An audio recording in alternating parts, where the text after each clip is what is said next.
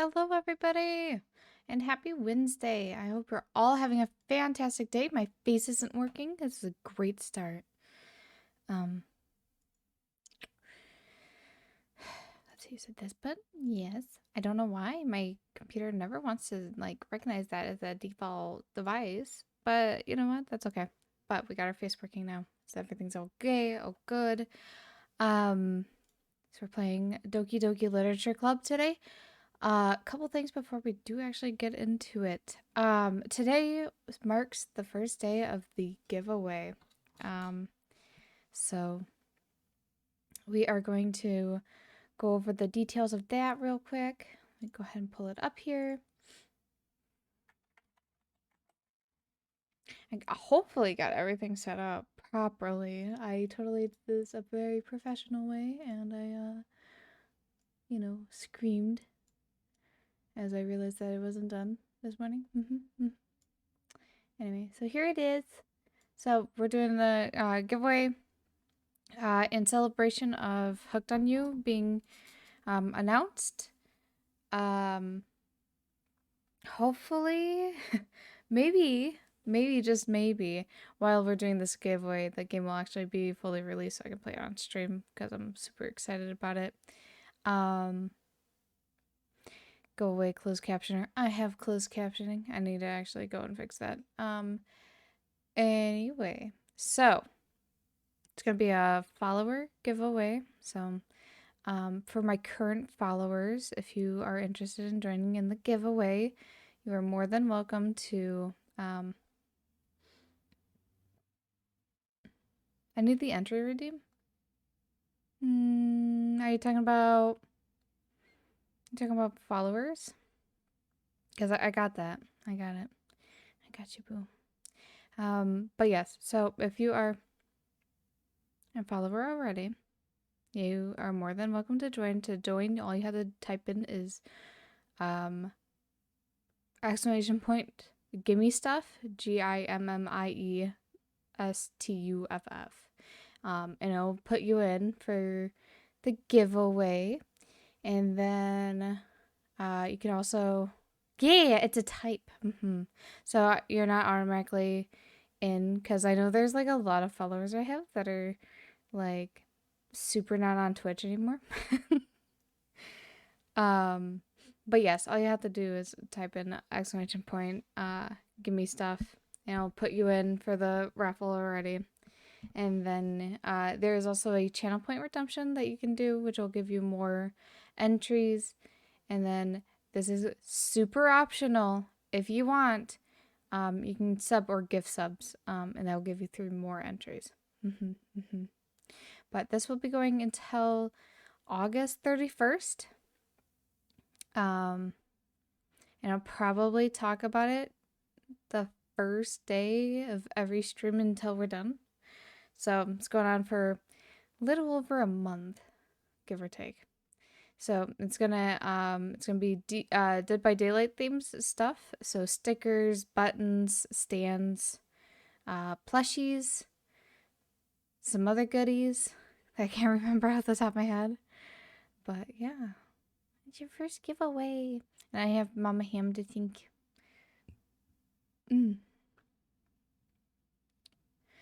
But yep, and if you ever want to know more information, all you have to do is type in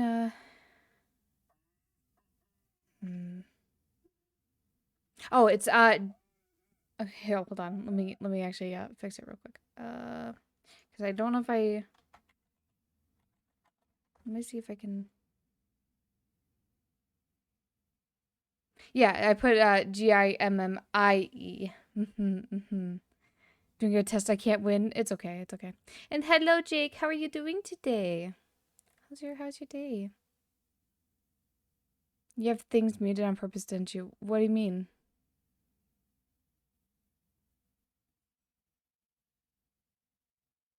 What do you mean? Did that not come out properly?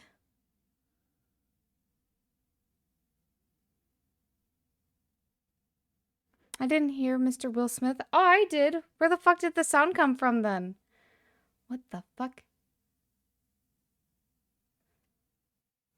Hold on. Because I can hear... No, I don't have things purposely muted. Yeah.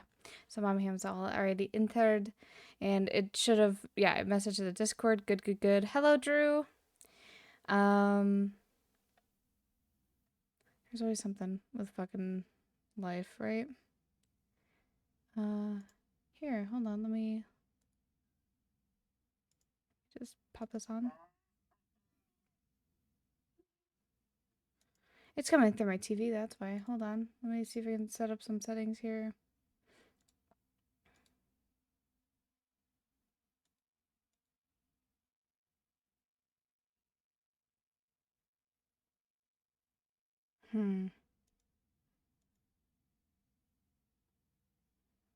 I saw it was behind the giveaway, which is to be expected. Yeah, you nothing else. Oh, that's super weird. Can you hear the music? Like that I'm playing right now?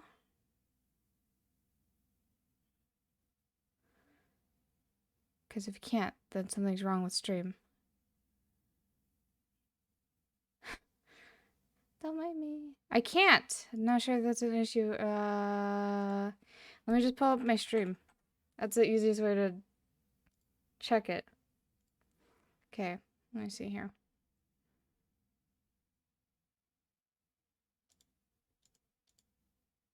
Nope. Okay, something's wrong with stream. Hold on. Hold on. Let me fix it.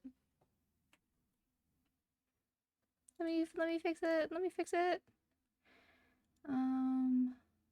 Settings.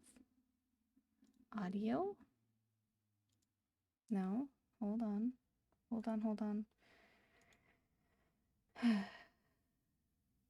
Output device. This. Yeah. Okay. Now tell me if you can hear the music.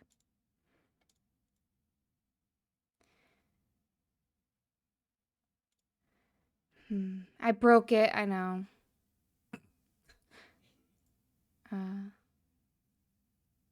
Well, I can't hear anything now. That's a problem. What the fuck is going on? Another dating game? Right now we're having technical difficulties because I am a professional streamer. I plugged in my headphones.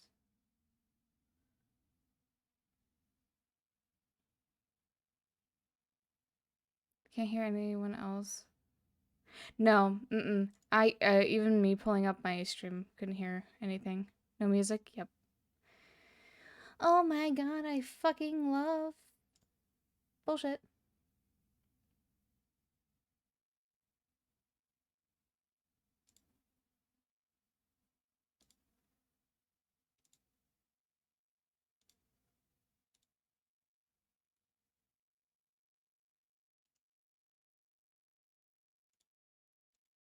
Okay. Can you guys hear the music now? What about now?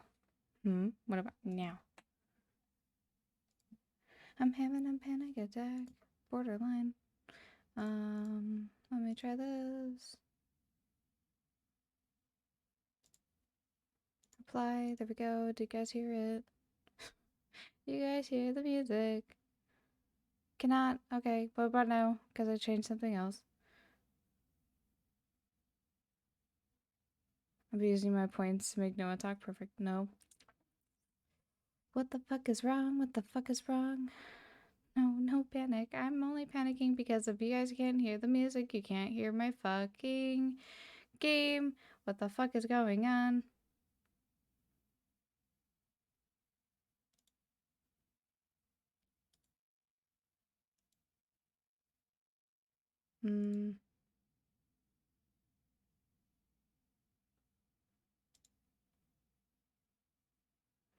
Can't hear anything but you still? Okay. What if I turned it up? Is that what's causing it? Whoa, that was really fucking loud. Okay. Can you guys hear now? Can you guys hear now? It's just here. It's right. Yeah. Right now. Okay, can you guys hear the music now? What about now? Because I don't know what the fuck is going on.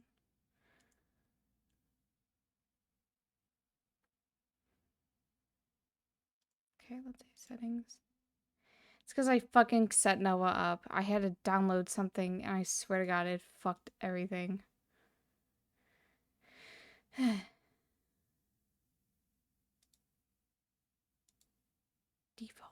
Okay, here we go. Okay, whenever you guys can hear the music, let me know, okay? I will continue. Maybe need a restart? I don't know. I really hope not, because I really fucking hate restarting.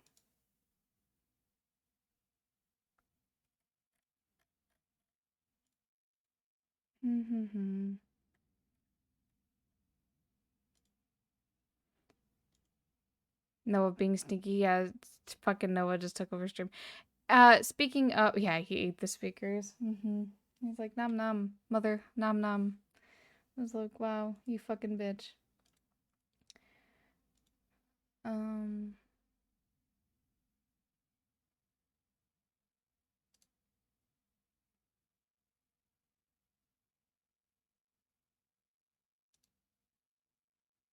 Okay, let me try this.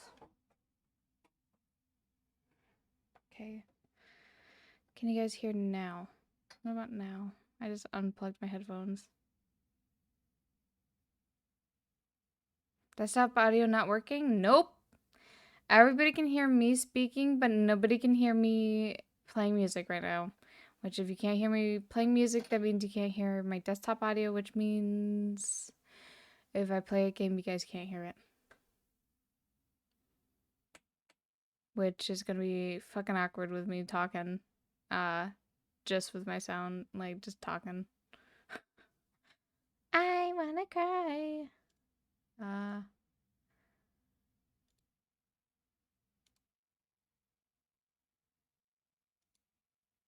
Play.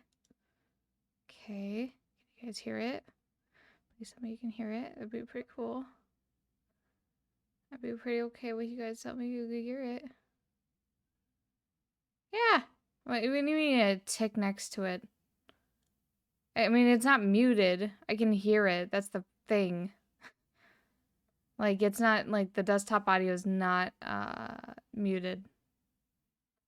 Anything was muted was me. I can't hear it. Fuck! That's not what I want to hear. I want to hear you say, yeah, I can hear it.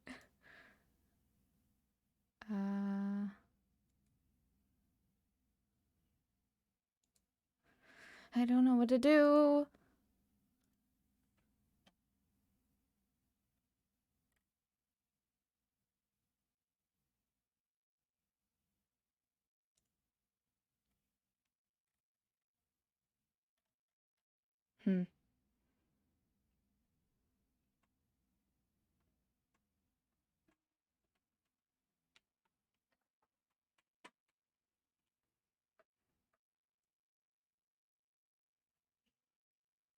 Have you clicked into the game window? Make sure. So, I have music playing on YouTube right now.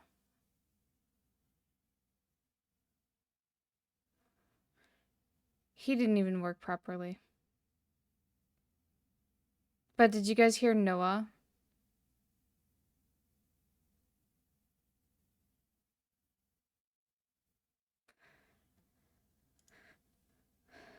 Okay, here, let me just click into you didn't. Fuck, what the fuck is going on?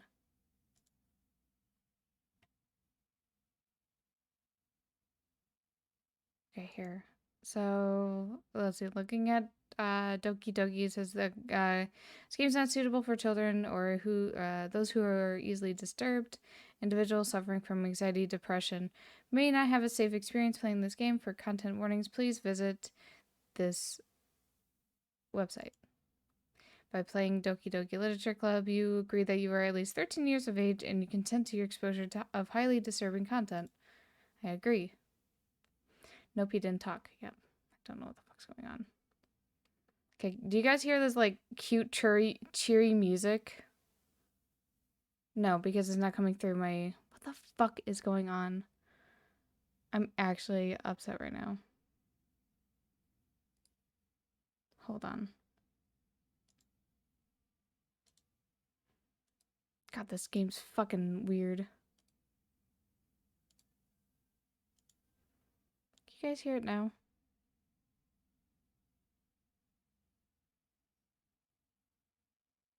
Please someone tell me you can hear it, because I can't with this music. It's very loud. Played this back in the day. Hell yeah.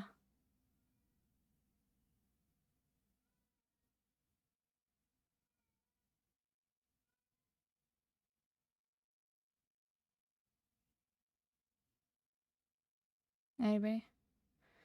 Okay, nothing but my voice. Great.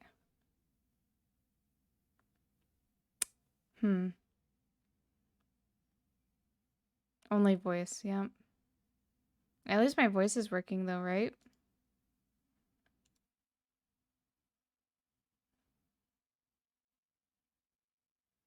I hate to do it, but tell me if you can hear this. There's nothing there. Never mind.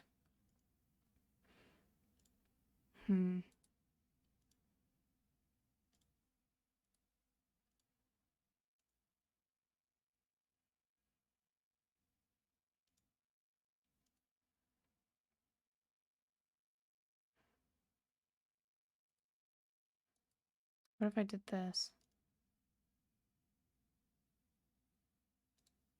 Can you guys hear it now?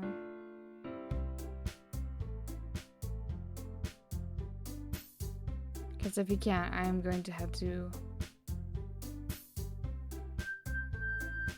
Yes, you can. Is it doubled? Is it doubled?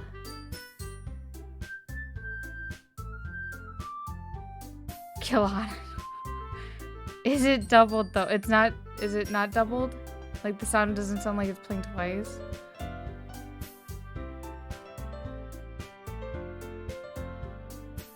Not doubled? Cool. Okay. To do something weird because I have to like monitor and output, which is super fucking weird. I don't know what happened, but my stream got fucked up. Man still broken? Did you hear him?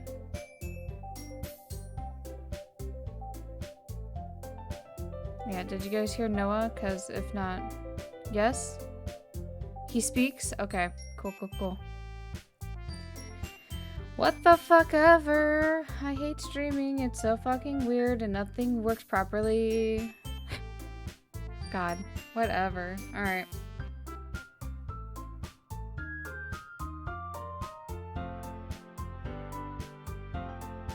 Did that work? If not, I know what to do.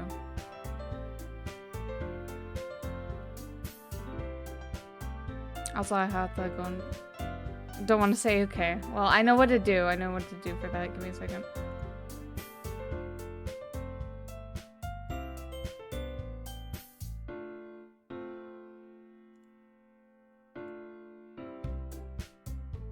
No audio on Robbie. Okay. Let's try... That's hot. Ah, that's hot. That's hot. Did you guys hear Will Smith? It works. Okay. Okay. It works and it's very loud. Okay. Let me just turn it down a little bit.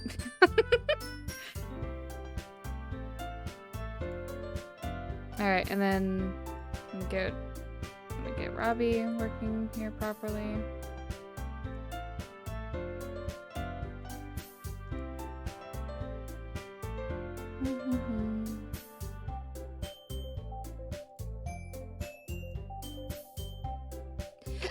Excuse me. All right, let me play it again. Is there sound this time? Don't let your kids watch it.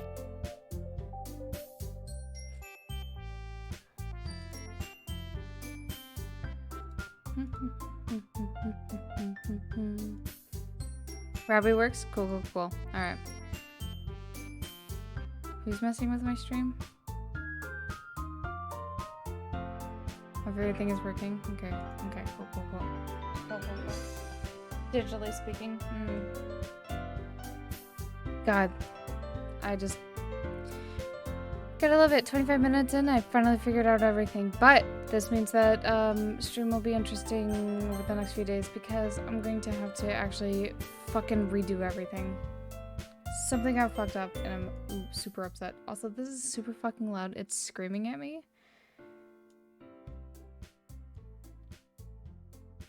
Okay, there's that. Full screen, perfect. Love it.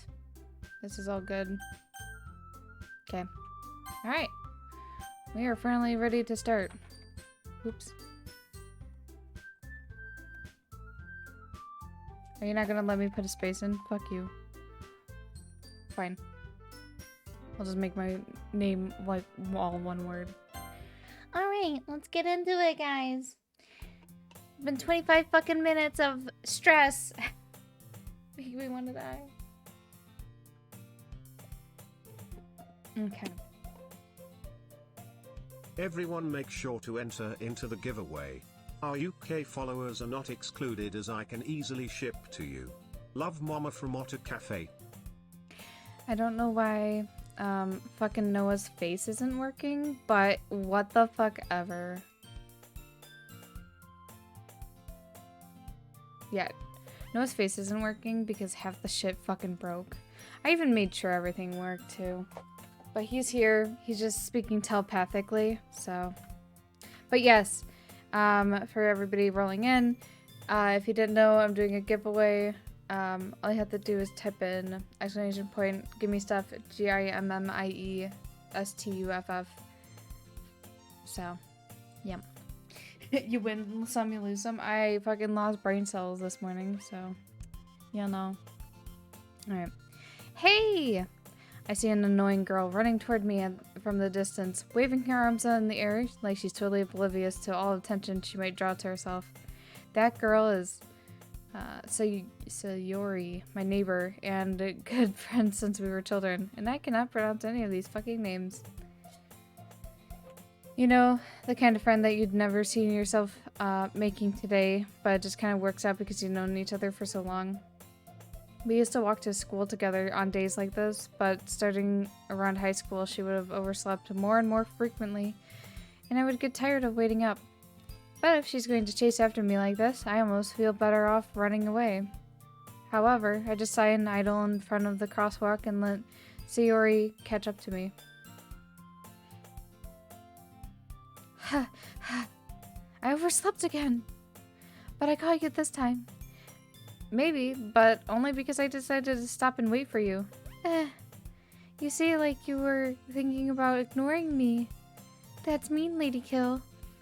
Well, and if people stare at you for acting weird when I don't want them to think that we're a couple or something. Fine, fine. But you did wait for me after all. I guess I don't have to be mean. What the fuck? I guess you don't have to be mean even if you don't want to. Whatever you say, Sayori. Hee. We cross the street together and make our way to school. As we draw near, the streets become increasingly speckled with other students making their daily commute. By the way, LadyKil, have you decided on joining a club yet? A club? I told you already. I'm not interested in joining any clubs. I haven't been looking either. Hey, that's not true. You told me that you would join a club this year. Did I? I'm sure it's possible that I did in my many conversations where I dismissively go along with whatever she's going on about. Sayori likes to worry a little too much about me when I'm perfectly content just getting by on the average while spending my free times on games and anime. I was talking about how I'm worried that you won't learn how to socialize or have any skills before college. Your happiness is really important to me, you know? And I know you're happy now, but I'd die at the thought of you becoming a NEET in a few years because you're not used to the real world. You trust me, right? Don't make me keep worrying about you. Alright. I'll look at a few clubs if it makes you happy. No promises, though. Will you at least promise me you'll try a little? Yeah, I guess I'll promise you that. Yay! Why did I let myself get lectured by such a carefree girl? More than that, I'm surprised I'd even let myself relent to her. I guess seeing her worry so much about me makes me want to ease her mind a little bit. At least a little bit. Even if she does exaggerate everything inside her head. School day is as ordinary as ever, but it's over before I know it. And after I pack up my things, I stare blankly at the wall, looking for an ounce of motivation. Clubs. Sayori wants me to check out some clubs. I guess I have no choice but to start with an animal club. Hello? Sayori. Sayori must have come into the classroom while I'm spacing out. I look around and realize that I'm the only one left in the classroom. I thought I'd catch you coming out of the classroom, but I saw you just sitting here and spacing out, so I came in. Honestly, you're even worse than me sometimes. I'm impressed.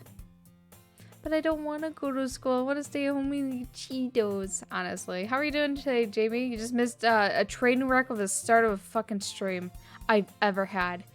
It's on the record. For worst fucking start to a stream. You don't need to wait up for me if it's going to make you late to your own club. I'm glad was just eating ice. Hell yeah. I hope you're staying cool in this fucking heat. Well, I thought you might need some encouragement, so I thought, Know what? Well, at least you can come to my club. Sorry. Yeah? There is no way I'm coming to your club. Meanie. Sayori is the vice president of the Literature Club. Not that I was ever aware that she had any interest in literature. In fact, I'm 99% sure she only did it because she thought it would be fun to help to start a new club. Fucking words are awful. I had a drink with the ice, but it took longest. She's the president of the Literature Club, nerd, honestly. Since she was the first one to show interest at the, after who proposed the club, she inherited the title Vice President. That said, my interest in literature is guaranteed to be even less. Yeah, I'm going to the Anime Club. Come on, please. Why do you care so much anyway? Well, kinda told the club yesterday I would bring a new member, and Natsuki made cupcakes and everything. Don't make promises you can't keep. I can't tell if Sayori is really much of an airhead or if she's so cunning to have planned all of this out. I let out a long sigh. Fine. I'll stop by for a cupcake, okay? Yes, let's go. And thus, today marks the day I sold my soul for a cupcake. You're a fucking liar. Later, honestly. I dejectedly followed Sayori across the school and upstairs, a section of the school I rarely visited, being generally used to third-year classes and activities. Sayori is full of energy, swings open the classroom door. Everyone, the new member is here. I told you, don't call me a new member. You glance around the room. Girl 1. Girl 1. Welcome to the Literature Club. It's a pleasure to meet you. Sayori always says nice things about you. Seriously? You brought a boy? Oh my fucking god, I am not a boy! I am not a boy! My name says lady. Excuse me. Way to kill the atmosphere.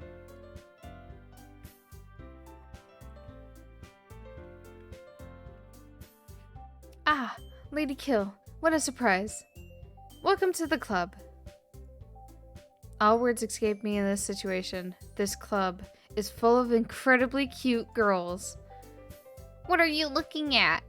If you want to say something, say it. So sorry. Natsuki. Girl in the sour attitude, whose name is apparently Natsuki, is one I don't recognize. Her small figure makes me think she's probably a first year.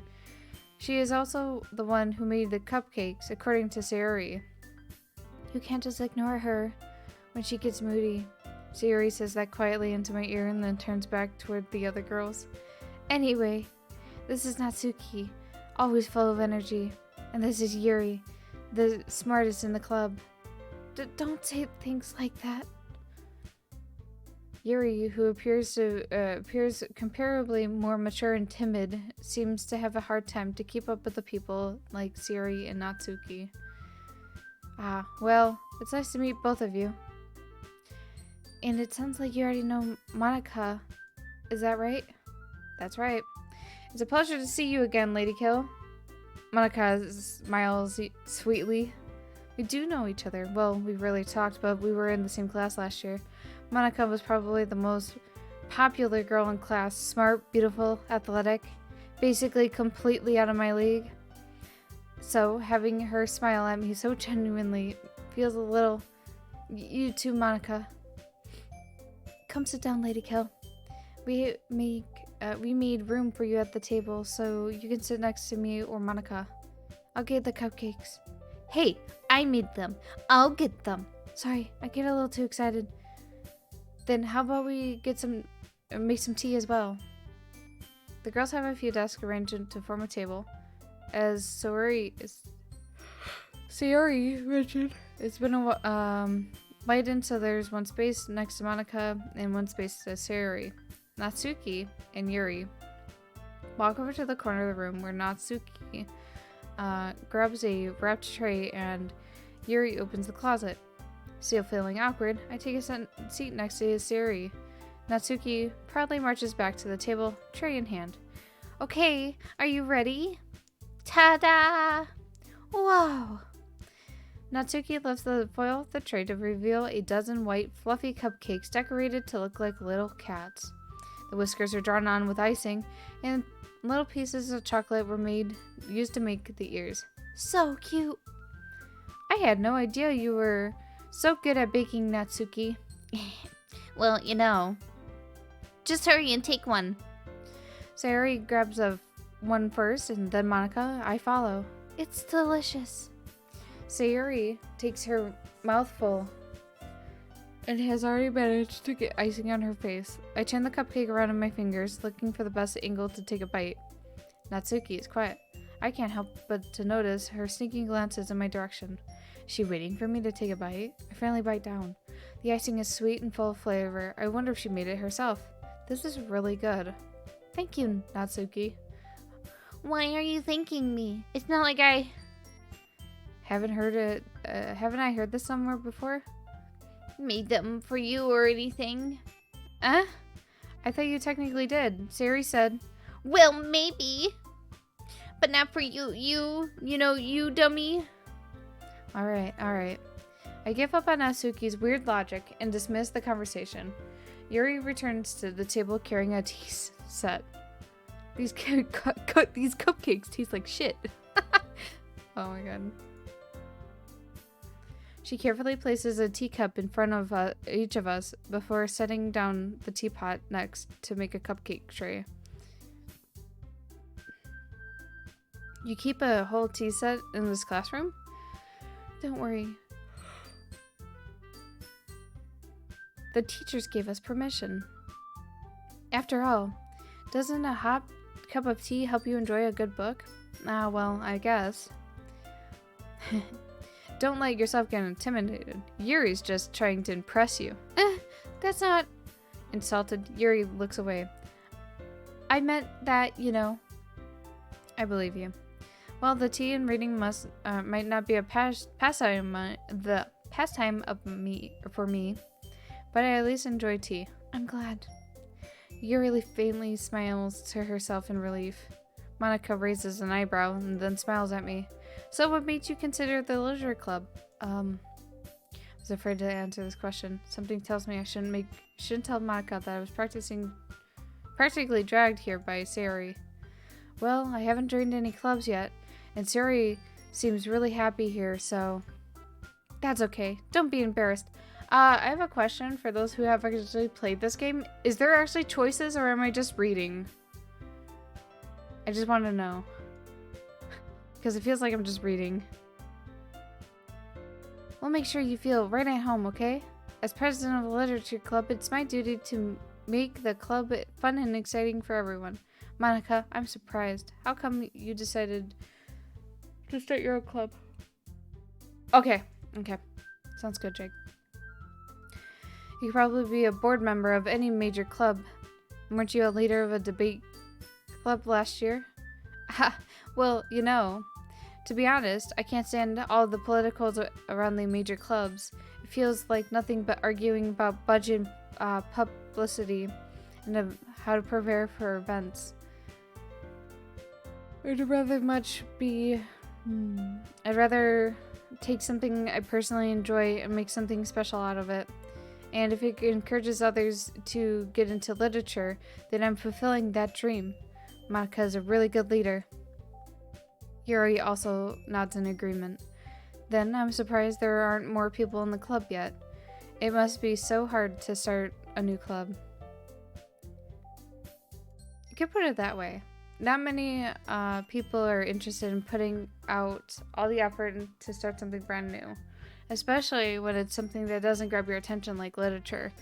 You have to work hard to convince people that you are both fun and worthwhile, but make school events like festivals that much more important.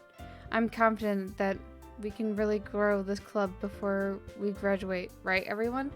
Yeah, we'll do our best. You know it. Everyone enthusiastically agrees. Such different girls, all interested in the same goal. Monica must have really worked really hard to just find these three. Maybe that's why they were all so delighted by the idea of a new member joining. Though, I still don't really know if I can keep up with their level of enthusiasm about literature. So, LadyKil, what kinds of things do you like to read? Well, considering how little I've read these past few years, I don't really have a good way of answering that. Manga? I mutter quietly to myself, half joking. Natsuki's head suddenly perks up. It looks like she wants to say something, but she keeps quiet. Not much of a reader, I guess. Well, that can change. What am I saying? I spoke without seeing Yuri's sad smile. Anyway, what about you? Well, let's see. Yuri traces the rim of her teacup with her fingers. My favorites are usually novels that build deep, complex fantasy worlds. The level of creativity and craftsmanship behind them is amazing to me. And telling a good story in such a foreign world is equally impressive. I don't like none of these girls. Oh no. Yuri goes on, clearly passionate about her reading. She seemed so reserved and timid since the moment I walked in, but it's obvious by the way her eyes light up she finds comfort in the worlds of her book, not people. I believe it's gonna be like 85% reading and 15% choices. Okay, yeah, no problem. Oh, dude, same. Oh my god.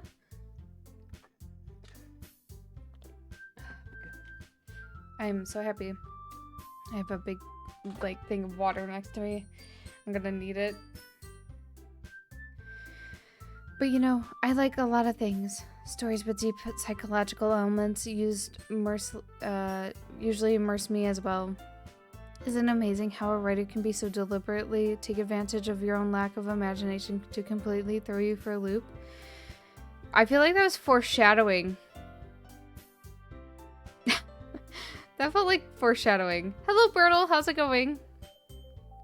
Anyway, I've been reading a lot of horror lately. I read a horror book once. I desperately grasped something I can relate to at the minimal level. At this rate, Yuri might as well be having a conversation with the rock. Really? I wouldn't have expected that, Yuri. For someone as gentle as you. I guess you could say that. But if a story makes me think, or takes me to another world, then I really can't put it down. Bertle doing good? Hell yeah, glad to hear it. Oh my god, is that a spike? Oh my god, it's a spike emote. I've never seen that before, and it's fucking fantastic. That's amazing. I love it.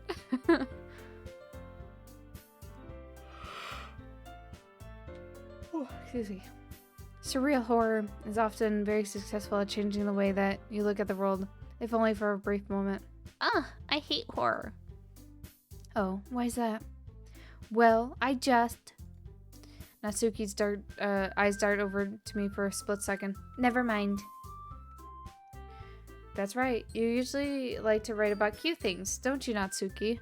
What? What gives you that idea? You left a piece of scrap paper behind last club meeting. It looks like you were working on a poem called... Don't say it out loud! And give that back. Fine, fine.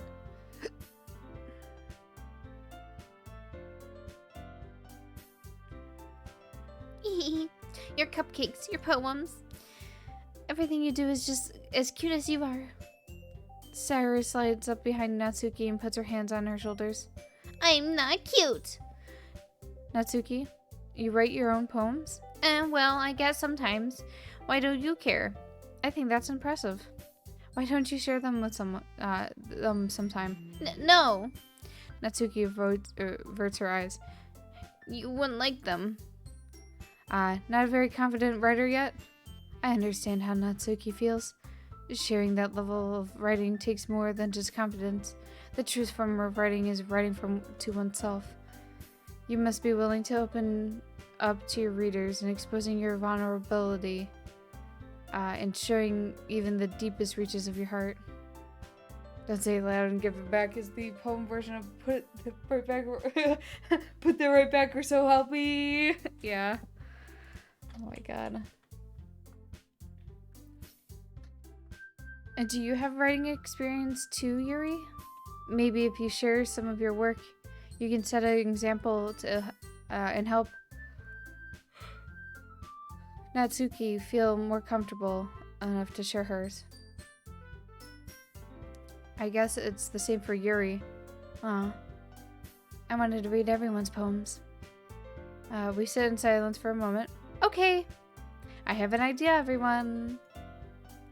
Natsuki and Yuri look quizzically at Monica. Let's all go home and write a poem of our own.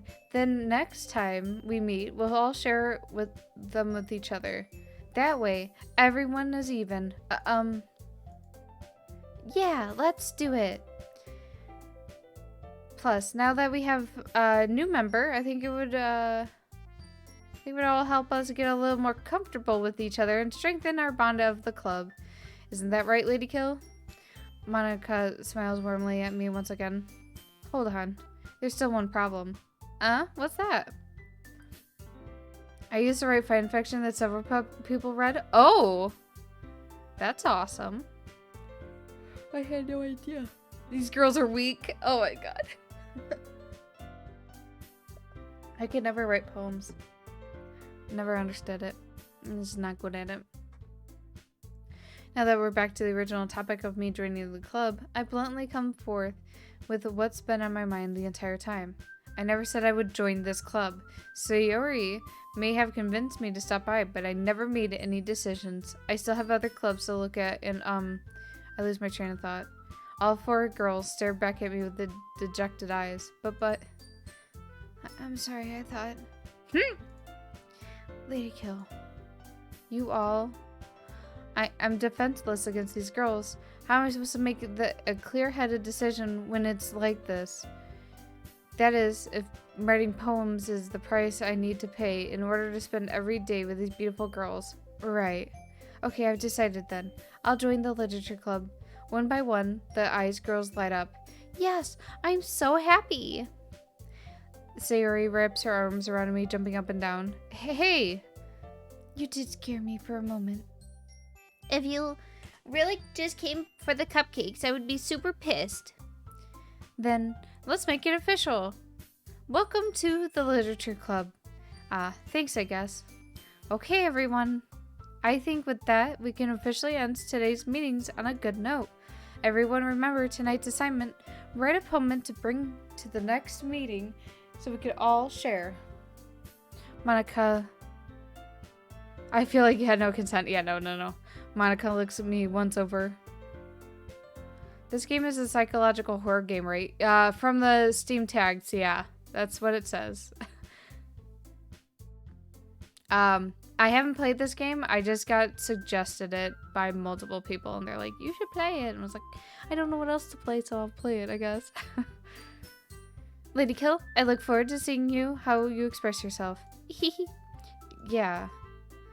Can I really impress the class star Monica with my mediocre writing skills? I already feel anxieties welling up inside me. Meanwhile, the girls continued to chit-chat as Yuri and Natsuki clean up their food. Hey, LadyKil, since we're already here, do you want me to walk home together? That's right. Sarah and I never walk home together anymore because she's always stayed after school for clubs. Sure, might as well. Yay. I'm afraid if I put no spoiler tag, that I'm gonna have trolls come in and be like, hey, this is what happened. I put the first playthrough thing on, but I've seen it if you put, God, brain, come on. I have seen if you put, like, no spoiler tag, people purposely come in. Yeah. I've never seen that concept of after school tags. Yeah. I don't think I've ever stayed after school, if I'm being honest. With that, the two of us depart the classroom and make our way home. The whole way, my mind wanders back and forth between our four girls. Sayori, Natsuki, Yuri, and of course, Monica. I'd really be happy spending every day after school in this literature club. Perhaps I'll have a chance to grow closer to one of these girls. Alright, I'll just need to make the most of my circumstances, and I'm sure a good fortune will find me. And I guess that starts with writing a poem tonight.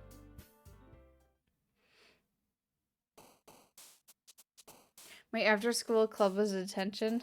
Never did homework, oh my god. I'd rather be at home than more school. Yeah. Oh my god. Hold the fuck up. What? I have to actually fucking do shit in this game now?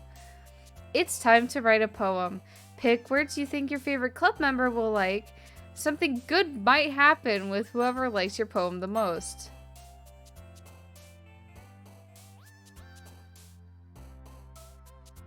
What the fuck is this?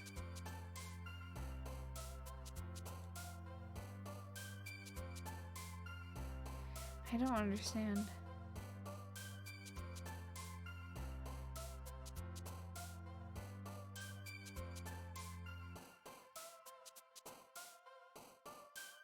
I actually had to write a poem. Did I just tell everybody I suck at poems? Butthole redacted, yeah.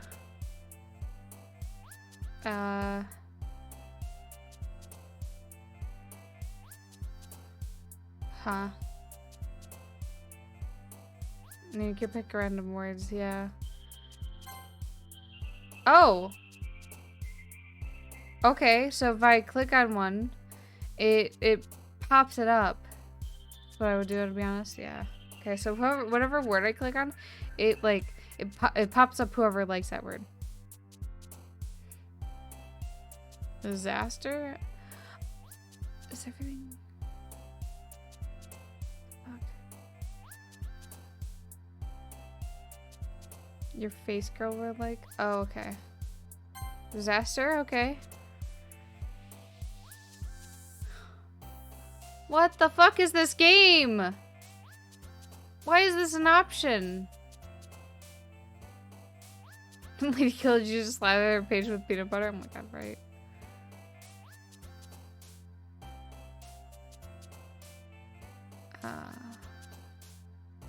Imagination? Okay.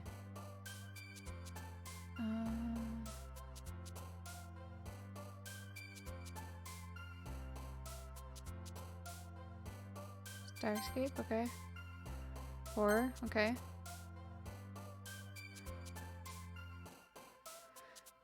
Yeah, I'm going after Yuri. I'm like, hey, you like dark stuff? I like dark stuff too. Remember to save every now and again. Oh, you have to save?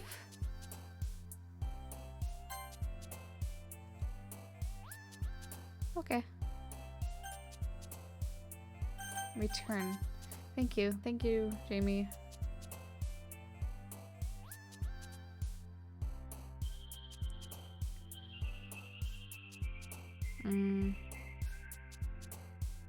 Hurt? No. No. Wait, what the fuck? It actually made it go back. Okay, well, I just figured that out. What the fuck? I don't want to talk to you! Who the fuck are you?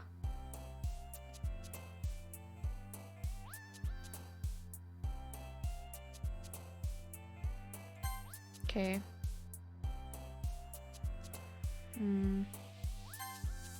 The fuck? Hold on, let me try this over again. Okay.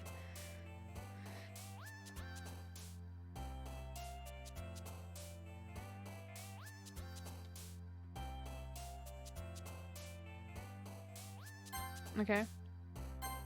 No, okay. Why are you into pain? Excuse me? Aren't you an athlete?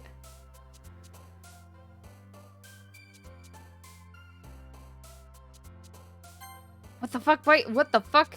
Hold up. Wait a minute. Pain is gain? Well, I don't know. Okay.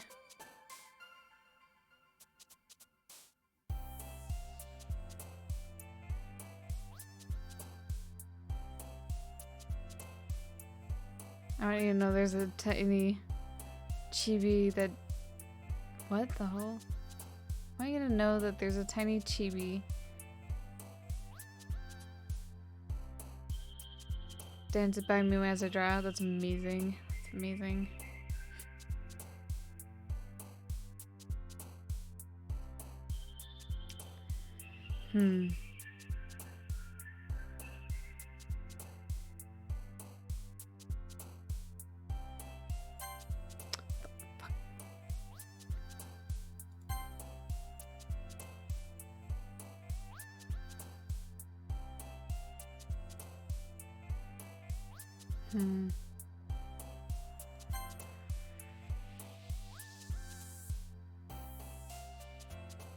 Why is this an option?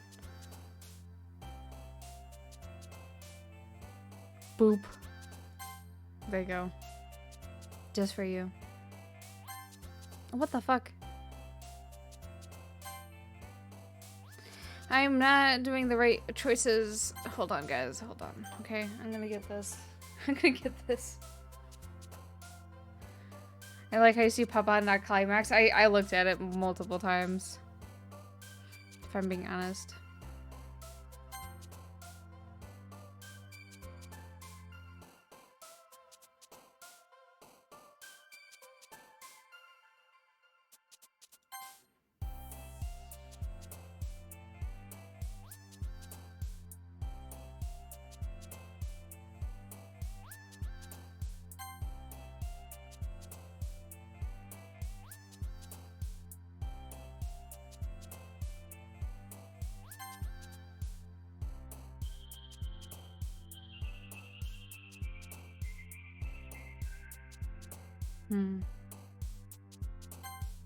Whatever. What the fuck?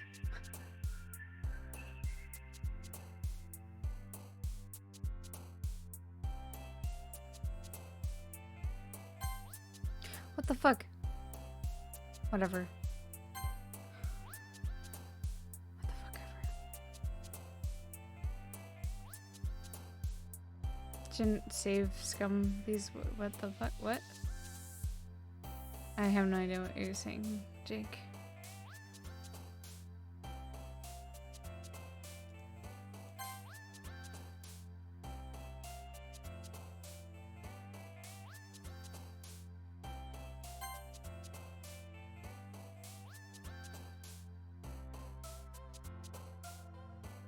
Oh, okay. I see what you're saying.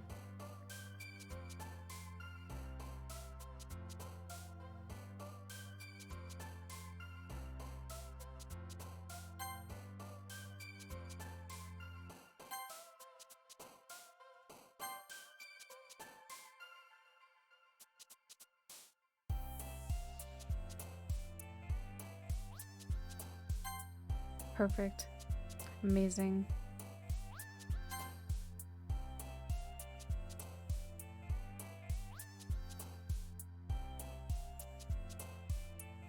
Yeah, yeah. That's why I'm just going with whatever this time.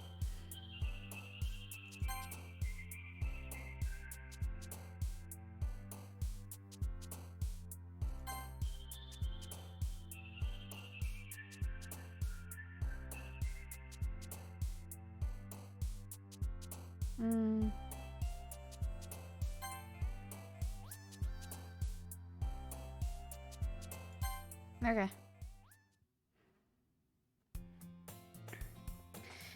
Hi again, LadyKil.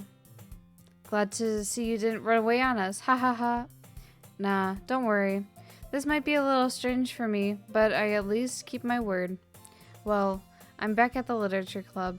I was the last to come in, so everyone else is already hanging out. Thanks for keeping your promise, LadyKil. I hope this isn't too overwhelming to. I hope this is an overwhelming commitment for you. Don't worry, I tried. Oh my god, right. Making you dive headfirst into literature when you're not accustomed to it. Oh, come on. Like he deserves any slack. Sayori told me you didn't even want to join any clubs this year. And last year too. I don't know if you plan to come here and hang out or what, but if you don't take us seriously, then you won't see the end of it. Natsuki, you certainly have a big mouth for someone who keeps her manga collection in the club room.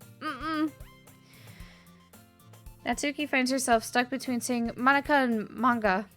Manga is literature! Swiftly defeated, Natsuki plops back into her seat. Don't worry, guys.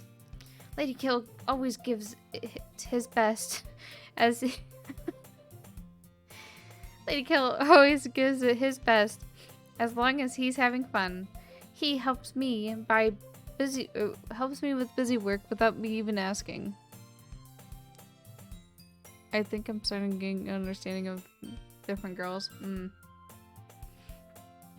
Like cooking and cleaning my room? How dependable. Sayori, that's because your room is so messy it's distracting, and you almost set your house on fire once. Is that so? You are really good friends, aren't you? I might be a little jealous. How come you and LadyKil can become good friends too? Sayori.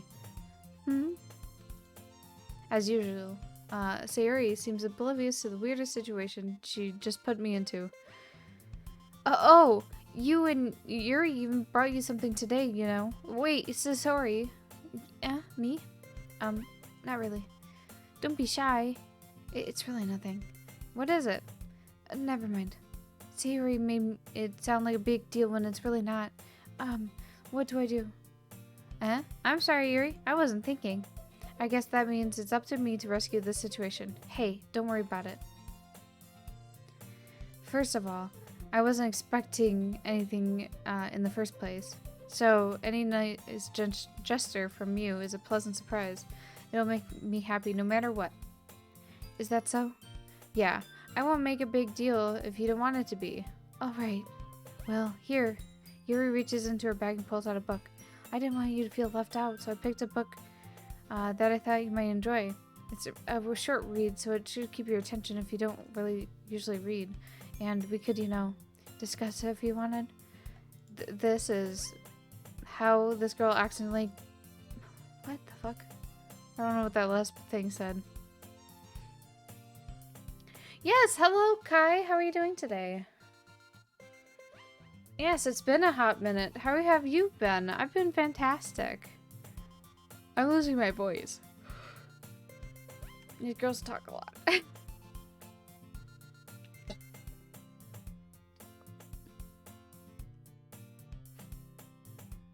She even picked out a book she thinks I'll like, despite me not reading much.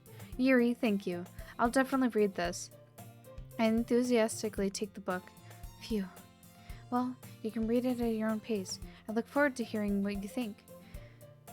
Now that everyone's settled in, I expect Monica to kick off some scheduled activities for the club, but that doesn't seem to be the case. Sayori and Monica are having a cheery conversation in the corner. Yuri's face is already buried in a book. I can't help but to notice her intense expression, like she was waiting for this chance. Meanwhile, Natsuki is rummaging around in the closet. I've been great, just doing stuff. Hell yeah, glad to hear it. It's good keeping busy.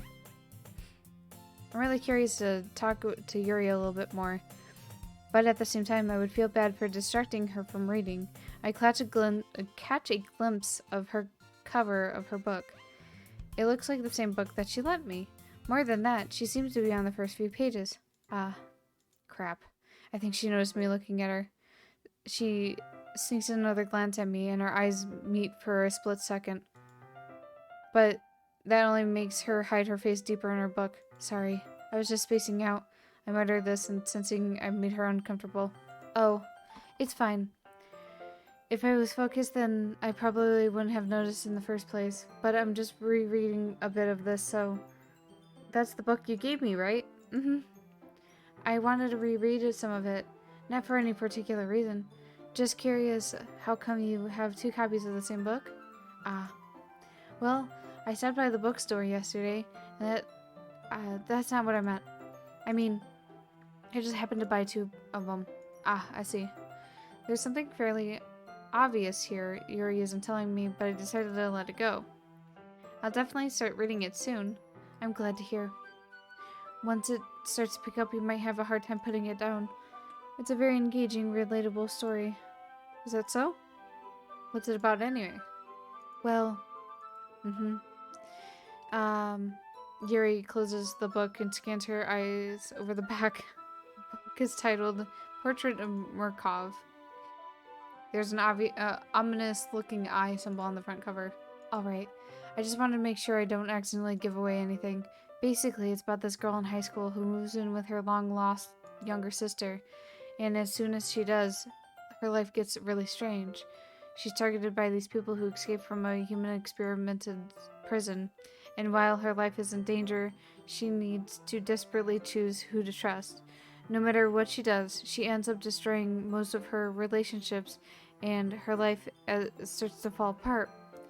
That's kind of dark, isn't it?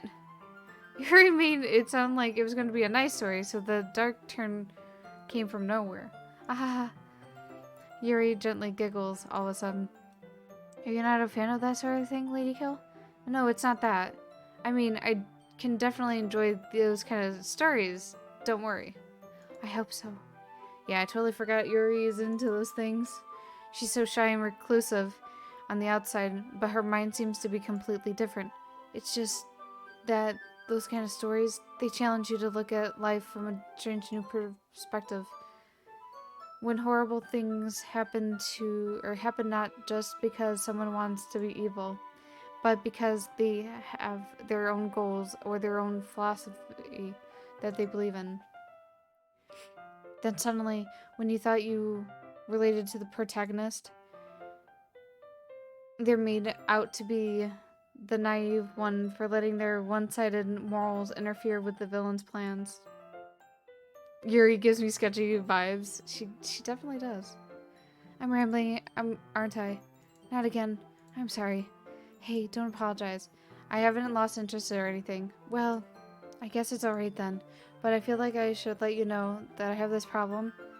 When I let things like books and writing fill my thoughts, I kind of forget to pay attention to other people. So I'm sorry if I end up saying something strange. And please, stop me if I start talking too much. I really don't think you need to worry. That just means you're passionate about reading. The least I can do is listen. It's a literature club, after all. Ah, that's true. In fact, I might as well as get started reading it, right? You don't have to. Ah, what are you saying? Just a moment ago, you were looking forward to it. Let me just get the book. I quickly retrieved the book and put it into my bag. Alright, it's fine if I sit here, right? I slip into the seat next to Yuri's. Yeah. Are you sure? You seem a little apprehensive. I'm so sorry. It's not like I don't want you to. It's just something I'm not very used to. That is, reading in the company of someone else. I see. Well, just tell me if I end up distracting you or anything. All right. I open the book and start the prologue. I soon understand what Yuri means about reading in company. It's as if I can feel her presence over my shoulder as I read. It's not particularly a bad thing. Maybe a little distracting, but the feeling is somewhat comforting. Yuri's in the corner of my eye. I realize that she's not actually looking at her own book. I glance over. It's like she's reading from my book instead. Sorry. I was just... Yuri, you really apologize a lot, don't you? I do? I don't really mean to. Sorry. I mean... Here, this should work, right? I slide my desk until it's against Yuri's, then hold my book more between the two of them. Ah, I suppose so. Yuri timidly closes her own copy. Once we lean in a bit, our shoulders are almost touching. It feels like my left arm is in the way, so instead I use my right hand to open up the book. Ah. I guess that makes it a little bit more difficult to turn to the page. Here. Yuri takes her left arm and holds open the left side of the book between her thumb and forefinger. Ah. I do the same with my right arm on the right side of the book. That way, I turn a page and Yuri slides it under her thumb after it flips to her side. But in holding it like this, we're huddled even closer than before. It's actually kind of distracting me, as if I can feel the warmth of Yuri's face, and she's in the corner of my vision. Are you ready? Huh? To turn the page? Ah, sorry. I think I got a bit distracted for a second. I glance over to Yuri's face again and our eyes meet. I don't know how I'll be able to keep up with her. Ah, that's okay. You're not used to reading, right? I don't mind being patient if it takes you a bit longer. It's probably the least I could do, since you've been so patient with me. Yeah, thanks. We continue reading. Yuri no longer asks me if I'm ready to turn the page. Instead, I just assume that she's finished the page before me, so I can turn it on my own volition. We continue the first chapter in silence. Even so, turning the page almost feels like an intimate exchange. My thumb gently letting go of the page, letting it flutter to her side as if she catches it under her own thumb. Hey, Yuri. This might be a silly thought, but the main character kind of reminds me of you a little bit. You think so? How does she? I open the book. So the prologue. Once upon a time. Oh my god. I get all my books from pen pals. She reads it, decides if it's good, sends me gets me a copy. That's awesome! Oh my god. That's so cool. Why is she so damn close? Because COVID doesn't exist in this universe. Well, I guess she's more blunt in a lot of ways, but she also second guesses all the things that she says and does. Like, she's afraid she'll do something wrong. It's not like I can see into your head or anything, but they're kind of reminiscent of some of your mannerisms. I see. Yuri remains silent for a moment. But LadyKil, that's probably a terrible thing for to have in common with her. That's so embarrassing that you think that... Wait, I didn't mean it to be a bad thing or anything. Sorry, I really don't know if you're self-conscious about that sort of thing. I guess I'm more meant... like, it's cute. Ah, what are you saying all of a sudden? Okay, everyone. I think it's time we share today's poems with each other. We might not have enough time if we wait too long. Ah, Yuri exhales, spared from finishing her thought. Is that right, Yuri? Oh, thank you so much for the hydrate. I don't know how close she is. Get pretty... Oh my god.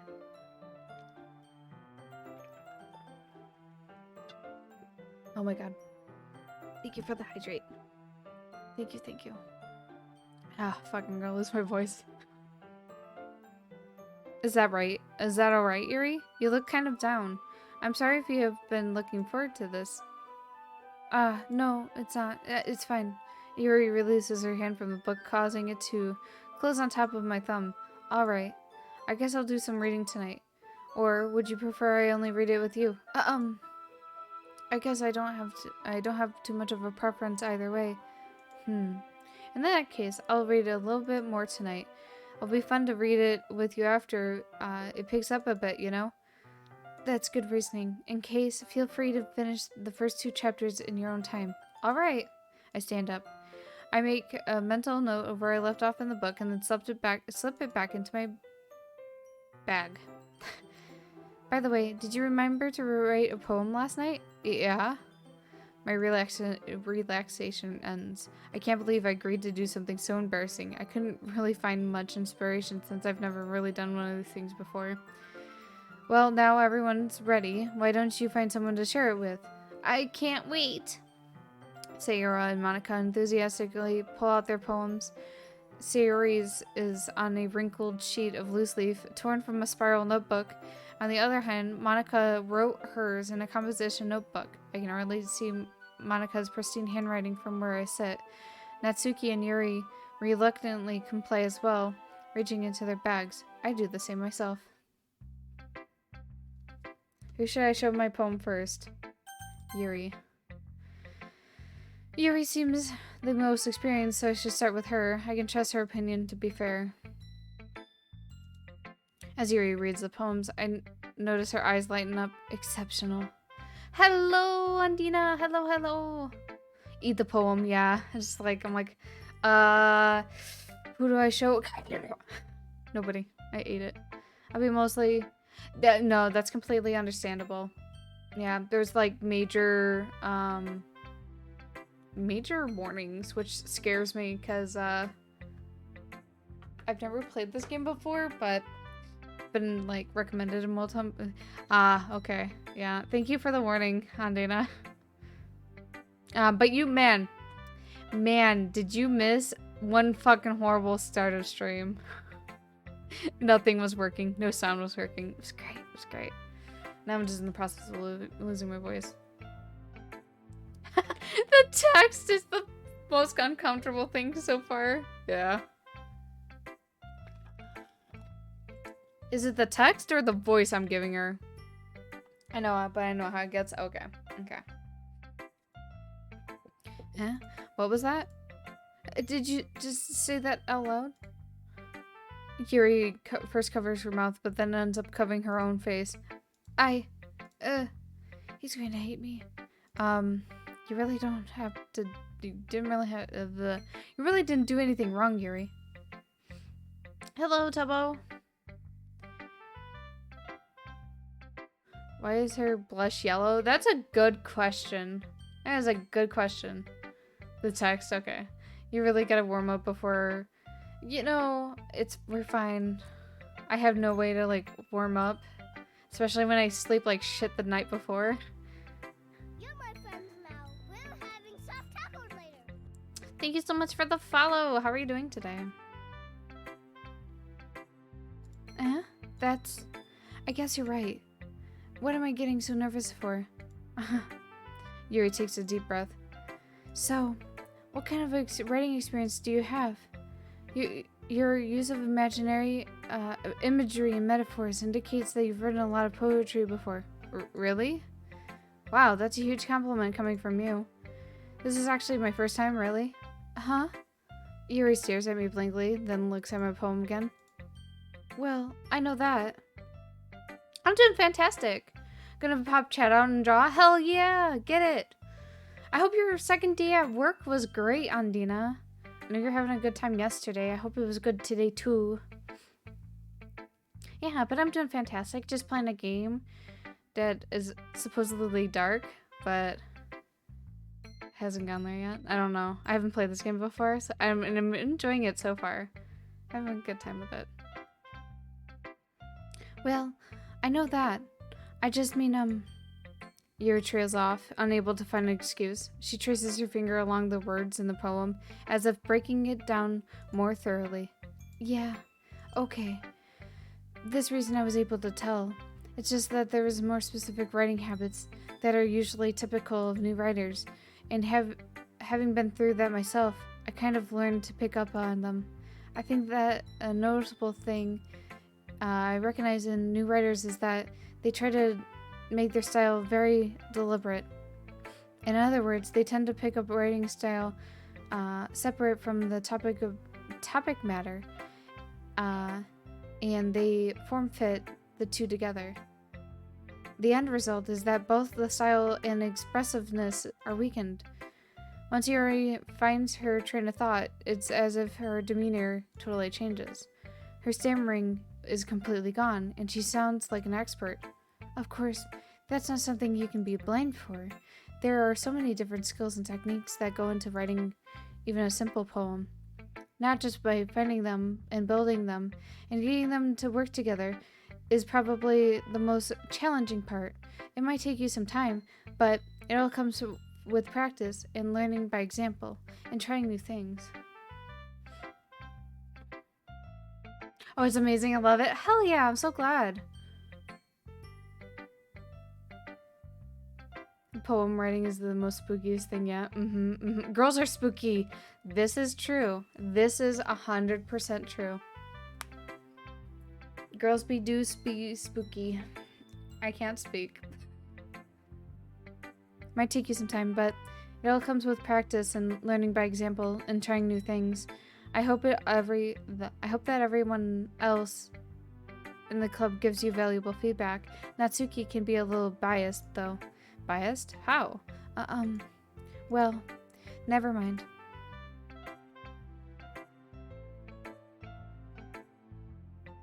I shouldn't be talking about people like that. Sorry. It's fine. I'm not sure if Yuri's apologizing to herself, to me, or Natsuki. Do you mind if I read your poem now? Yes, please do. I'd love to share my thought process behind it.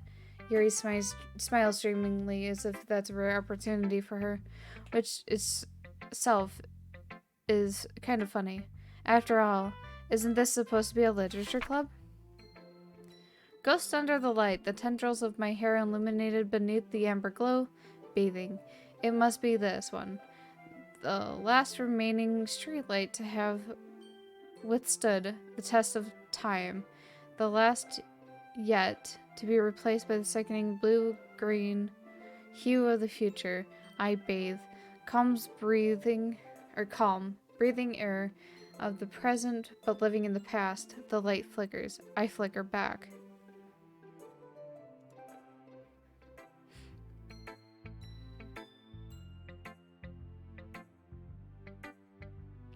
That's sus. Oh my goodness.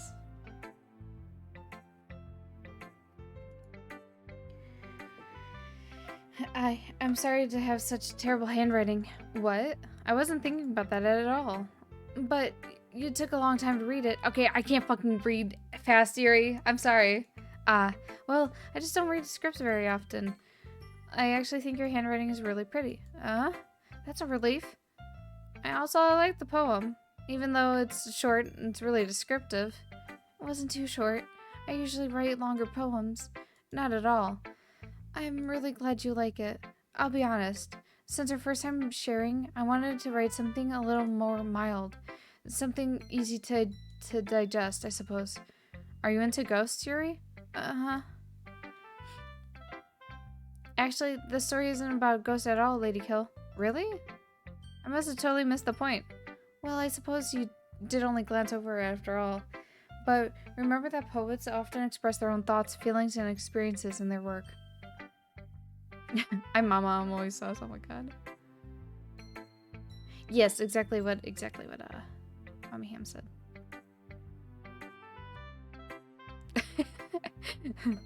Oh my goodness. I don't know if Jamie needs soup today. I haven't talked to him over voice chat.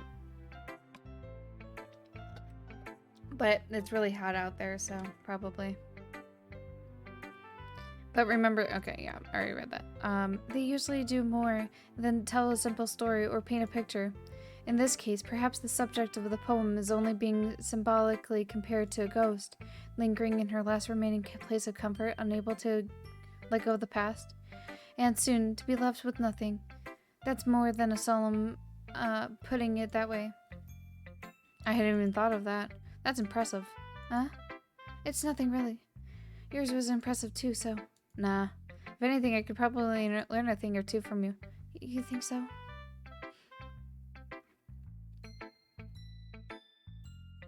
Hey, Bertle got it! Let's get it, Bertle! Yeah. It's it's M-I-E. I don't like soup. Suffer. Only thing is that like when you guys are doing the command, make sure that you're waiting at least 30 seconds. Otherwise the bot freaks out and is like, no. It's like I don't want to work. So don't spam it is what I'm saying. Yeah, of course. You know, I was really nervous about doing this stuff, but in the end, I enjoyed it. I'm going to keep doing my best for you, LadyKil. Me too. I can spell. Yeah! You can spell. Who should I give my poem to next? Natsuki. Yes, okay, it was everyone. Brutal gets a gold sticker. Do I get a gold sticker? I want a gold sticker. Oh my fucking god, that's not a gold sticker! Oh. Oh my god, that was not a gold sticker. What the fuck? I want a gold sticker and I got 10 things thrown at my face. Did you guys see that? I just wanted to spend my .07. Hell yeah. There you go. Also, like, Noah's face is not working properly. So, that's the thing. Can I get a cookie? Ooh, I'm not gonna be asking if I can get stuff, because I got 10 items to the face when I asked for a gold star. So yeah. Yeah. LadyKil, if you're not going to take this club seriously, then go home. What? Harsh. What, did you expect me to believe that you actually put an effort into this? You think I'm stupid? I'm not a writer. Maybe it's not very good, but yeah, I did put effort. Too many candles making my jaw stuck. Yeah, that's exactly what it is, Jamie. Hey, there's my face, babe. Oh, yeah. Gosh. I gotta go, no problem, Tubbo. I hope you have a nice rest of your day. Thank you so much for the follow again, and I hope you have a nice rest of your day. Yeah, candles making my jaw stuck. Yep. We all start somewhere, right? If you're still proud of the first poem you ever wrote, I'd like to read it. Bye-bye. Painful to think about. Fine. Well, sorry. You'll get better anyway. I'll tell you what to improve, but you better just start trying again. Fair enough. Well, to each their own, I guess. Anyway, I guess I gotta share mine now. Knowing you'll probably think it's stupid. Did that one not work?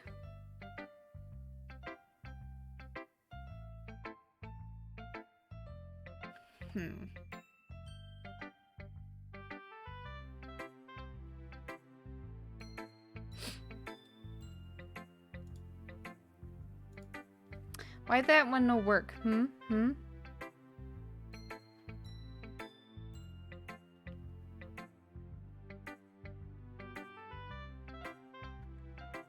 Well, make sure you just refund your points too, at least.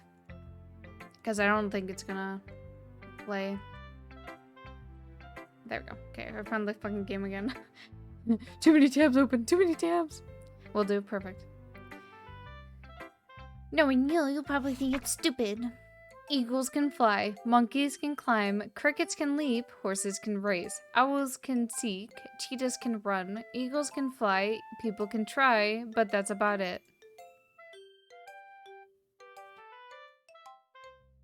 Yeah. I told you you weren't gonna like it. I like it. What?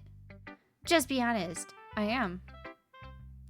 Why are you so convinced I wouldn't like it? Well, because everyone in high school thinks that writing all has to be sophisticated and stuff, so people don't even like my writing seriously. But isn't the point of poems for people to express themselves? Your writing style wouldn't make your messages any less valid. Yes, exactly.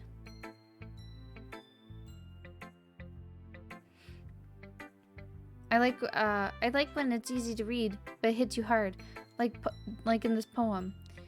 Seeing everyone around you to do great things can be really disheartening, so I decided to write about it. Yeah, I understand. But the other nice thing about simple writing is that it puts more weight on the wordplay. Like, I set up for a rhyme at the end, then make it fall flat on purpose. It helps bring out the feeling in the last line. So you did. I guess more went into it than I realized. Me with my scripts be like, oh my god, right? That's what it's meant to be, a pro. I'm glad you learned something. Didn't expect that from the youngest one here, did you? Yeah, I guess not. I decided to humor her for the last comment. Don't really care how old everyone is, but Natsuki feels like is feeling proud, then I won't take that away from her. Here, should I give her my poem next? Monica. Hi, LadyKil. Having a good time so far? Yeah. Glad. Good to hear it. By the way, since you're new and everything, if you ever have any suggestion for the club, like new activities or things we can do better, I'm always listening. Don't be afraid to bring up things, okay? Alright, I'll keep that in mind. Of course, I'll be afraid to bring things up. I don't really care how old everyone is. It's a really good thing to say. I'm much better off just going with the flow until I'm more settled in. Anyway, want to share your poem with me? It's kind of embarrassing, but I guess I will. I have to. Don't worry, LadyKil. We're all a little embarrassed today, you know? But it's the sort of barrier we'll all have to learn to get past soon. Yeah, that's true. I hand Monica my poem. I don't think I'll be able to write poems. Nope, I know I can't. I don't even know how to properly read them either. Great job, great job, LadyKil. I was going to say, oh, in my head while reading it. Manica. Manica! Yeah, exactly, Noah. It's really metaphorical. I'm not sure, but I didn't expect you to go for something so deep. I guess I underestimated you. It's easy for me to keep up with everyone's expectations low. Mernica. Mernica! That way, it always counts when I put in some effort. That's totally not... Oh, that's not very fair. Well, I guess it worked anyway. You know that Yuri likes this kind of weird writing, right? Writing is always full of imagery and symbolism. Unlike Sayori, who likes using simple and direct words to describe happiness and sadness, Yuri likes it when readers are left to derive their own meaning out of it. It's very challenging to write like that effectively, both allowing people to get something out of it just by feel, or letting them deeply analyze all the nuances. Oh my god, I'm losing my voice.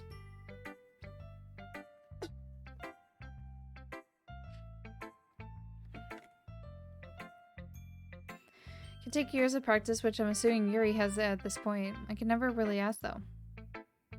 I'm sure I'm nowhere near her level yet. Don't worry so much about that. You do your own thing. Just keep exploring and learning by trying new things. I'm sure I'll end up trying different things a lot. It could take a while before I feel comfortable doing this. That's okay. I'd love to see if you try new things.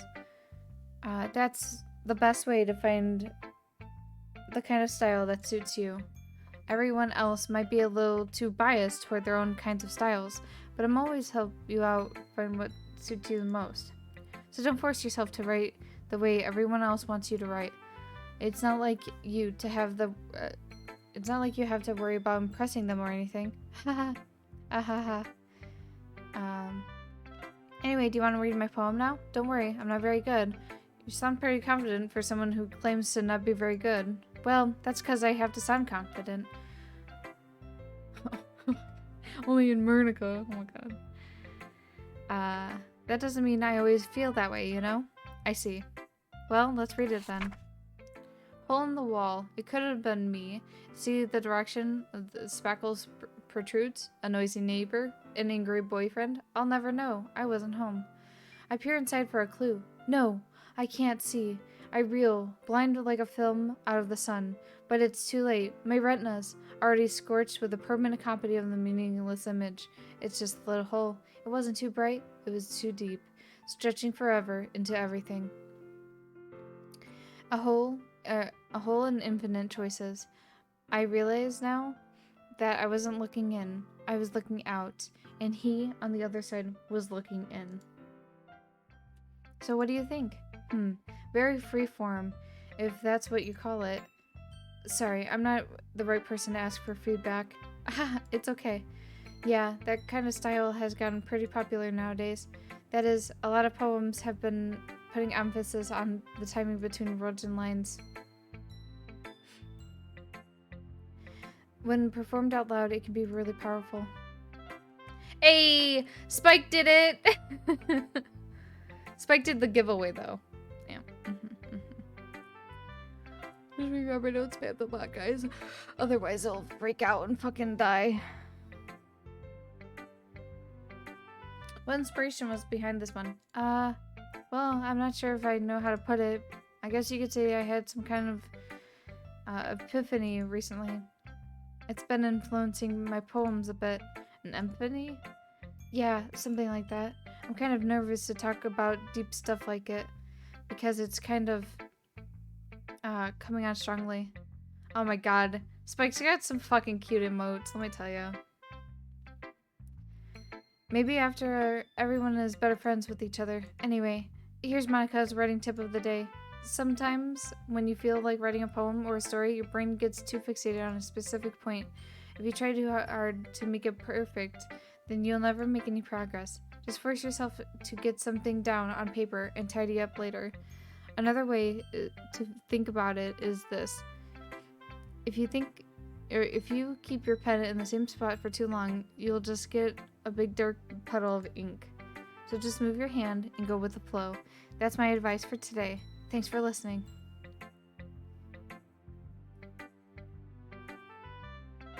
Who should I show my poem to next? My neighbor. This is a good poem, LadyKil.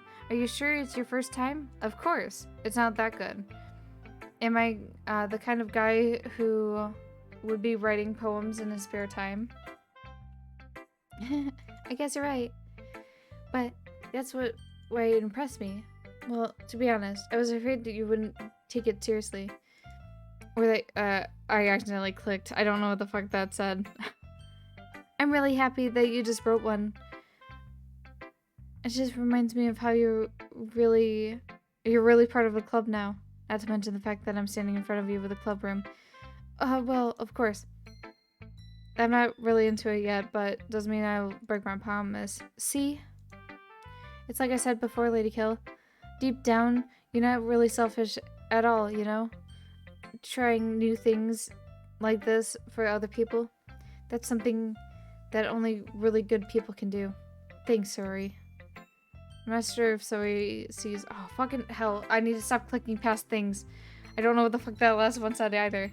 Then again, I can't really deny that she's part of the reason I joined. Knowing how much this means to her and all. Yeah. And I'm going to make sure you have lots of fun, okay? That will be my way of thanking you. Alright. I'm gonna hold you to that then. Yay. Now, you'll read my poem too, right? Don't worry. I'm really bad at this. We'll see about that. Dear Sunshine, the way you glow through my blinds in the morning, it makes me feel like I missed you. Or you missed me. Kissing my forehead to help me out of bed, making me rub the sleepy from my eyes. Are you asking me to come out and play? Are you trusting me to wish away a rainy day? I look above. The sky is blue. It's a secret, but I trust you too. If it wasn't for you, I could sleep forever, but I'm not mad. I want breakfast. Siori, this is just a guess, but did you wait until morning to write this? No, just a little bit. Can I answer just a little bit to a yes or no question? I forgot to do it last night. Well, at least that makes you feel a little bit better about myself. Don't be mean. I still tried my best. Yeah. I didn't mean to say it like it was a bad poem. It just came out nice. Or how should I put it? It just sounds like you. Really? Yeah. Especially that last line. I made eggs and toast. even though you were a little late to school. It's bad to skip breakfast. I get all cranky. Well, I guess there's no point in arguing. Anyway, thanks for showing me. This was so much fun. Monica's the best. Yeah. But next time, I won't forget. But I'm gonna write the best poem ever. Well, I guess I'll look forward to it. Phew. I guess that was everyone. I glanced around the room. That was a little more stressful than I anticipated. It's as if everyone is judging me for my mediocre writing abilities. Even if they were just being nice, there's no way my poems can stand up to theirs. This is a literature club after all, I sigh. I guess what's the point of, I ended up being, oh my god, I guess that's what I get up, oh my god.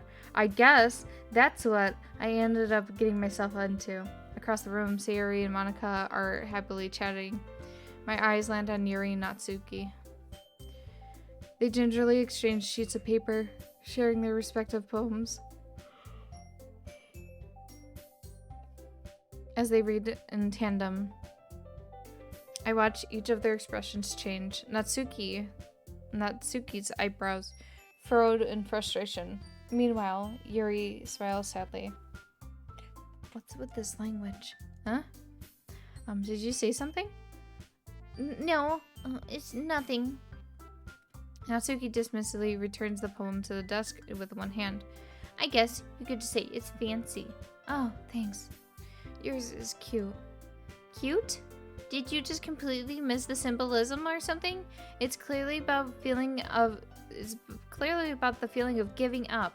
How could it be cute? I know that. I just mean the language, I guess. I was trying to say something nice. You mean you haven't tried that hard to come up with something nice to say? Thanks, but it really didn't come out nice at all. Well, I do have a couple suggestions. If I was looking for suggestions, I would have asked someone who actually liked it, which people did, by the way. Sayori liked it, and LadyKil did too. So based on that, I'll gladly give you some suggestions of my own. First of all, excuse me. I appreciate the offer, but I've spent a long time establishing my writing style. I don't expect it to change anytime soon, unless, of course, I come across something particularly inspiring, which I haven't yet. And LadyKil liked my poem too, you know. He even told me he was impressed by it. Natsuki suddenly stands up. Oh, I didn't realize you were so investigated and trying to impress our new member, Yuri. That's not what I said. You were just... Yuri stands up as well. Maybe you're just jealous that LadyKil appreciates my advice more than he appreciates yours. Huh. And how do you know he didn't appreciate my advice more? Your poem of 20 random words, it was probably the best. Yeah. It was probably great. Kind of wish it would have shown us what it came up with. Are you that full of yourself? No. If I was full of myself, I would deliberately go out of my way to make everything I do overly cutesy. You... Is everyone okay? Well, you know what? I wasn't the one whose boobs magically grew a size bigger as soon as LadyKil started showing up. Natsuki! Natsuki, that's a little... This doesn't involve you. I don't like fighting guys. Suddenly, both girls turned toward me as if they just noticed I was standing there. LadyKil, she's just trying to make me look bad. That's not true. She started it. If she could just get over herself and learn to appreciate that simple writing is more effective, then this wouldn't have happened in the first place. What's the point in making your poems all convoluted for no reason? The meaning should jump out at the reader, not force them to figure it out. You help me explain that to her, LadyKil. Oh, wait. There's a reason that we have so many deeply expressive words in our language. It's the only one to convey complex feelings and meaning. Fight. The most... Fight. Kiss. I mean fight. Honestly. It's the only way to convey complex feelings and meaning the most effectively. Avoiding them is not only unnecessary, limiting yourself, it's also a waste. You understand that, right, LadyKil? Well, How did I get dragged into this in the first place? It's not like I know anything about writing, but whomever I agree with, they'll probably think more highly of me. Yeah.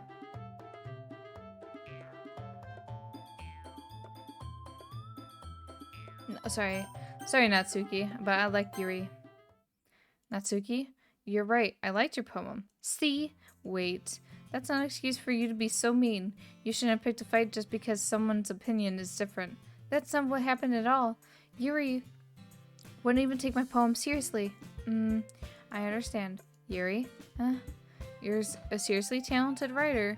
It's no secret that I was impressed. Well, that's... But here's the thing. No matter how simple or refined someone's writing style is, they're simply putting feelings into it and becoming something really personal. That's why Natsuki felt threatened when you said her poem was cute. I see. I didn't notice that. I'm sorry. But Natsuki, you took it way too far. Yuri means well, and if you told her how you felt, then this wouldn't have happened in the first place. are you kidding? That's exactly what I did. It was her that... Natsuki, I think that's enough. You both said some things you didn't mean. Yuri apologized. Don't you think you should too? Natsuki clenches her fists. In the end, nobody has taken her side. She's trapped, and at this point, being defiant only because she can't handle the pressure. I end up feeling bad for her. Sometimes when I'm hurt, it helps to take a walk and clear my head. Sayori doesn't need to. You know what? I'm going to do that. It'll spare me from having to look at all your faces right now. Without a warning, Natsuki snatches her poem from the desk and storms out. On her way out, she crumples up the poem with her hands and throws it in the trash. Natsuki. She really didn't need to do that. I look across the room. Yuri has her chin buried in her hands while she stares down at her desk. I gingerly approach her and sit in an adjacent chair. Sigh. Everything alright? I am so embarrassed. I can't believe I acted like this. You probably hate me now. No, Yuri. How could anyone not have gotten frustrated after being treated like that? You handled it very well. You handled it as well as anyone could. I don't think anything less than you. Well, alright, I believe you. Thanks, LadyKil. You're too kind. I'm thankful to have you part of this club now. It's nothing? One more thing. That one thing that Natsuki said about, I would never do anything so shameful. So, what thing did Natsuki say? Well, never mind that. I'm going to go make some tea. Good idea. Make enough for more than one person, okay? Yeah. Okay, everyone. It's just about time for us to leave. How do you all feel about sharing your poems? It was a lot of fun. Well, I'd say it was worth it. It was alright. Well, mostly. LadyKil, how about you? Yeah, I'd say about the same. It was a neat thing to talk about with everyone. Awesome. In that case, we'll do the same thing tomorrow. And maybe you learn something from your friends too. So your poems will turn out even better. I think to myself, I did learn a little bit more about the kind of poems everyone likes. With any luck, that means I could do a better job impressing those I want to impress. I nod to myself with a newfound determination. LadyKil, ready to walk home? Sure, let's go. Hehehe. Sorry beams at me. It surely has been a while since Sayori and I have spent this much time together. I can't really say I'm not enjoying it either. Sayori, about what happened earlier. What do you mean? Between Yuri and Natsuki? Does that kind of thing happen often? No. That's the first time I've seen them fight like that. I promise they're both wonderful people. You don't hate them, do you? No, I don't hate them. I just wanted your opinion, that's all. I see they manage, I can see why they make good friends with you. Phew. LadyKil, it's nice that I get to spend time with you in the club, but I think seeing you get along with everyone, that makes me the happiest. And I think everyone really likes you too. That's... Every day is going to be so much fun. Sigh. It looks like Sari still hasn't caught on this type of situation I'm in. Sure, being friends with everyone is nice, but does it really need to stop there? We'll just have to see what the future holds, Siri. I pat Siri on the shoulder. I said that more to myself than her, but it's easier to use Siri as an internal monologue sometimes. Okay. Yeah, let's do this. Oh, fuck, I gotta do this shit again. Here, let me save. Because I figure it's best to save every single time. Okay.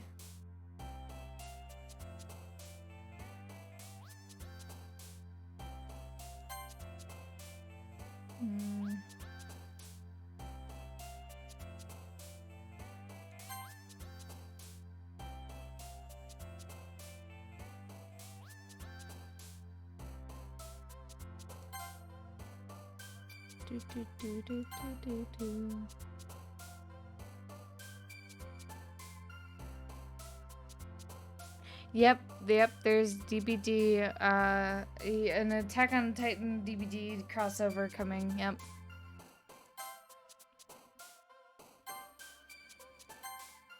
Oh.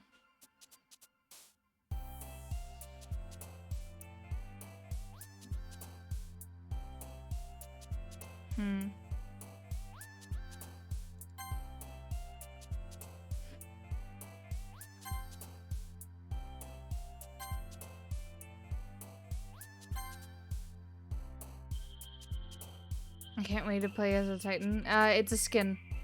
From what I understand, it's a skin, not a new killer.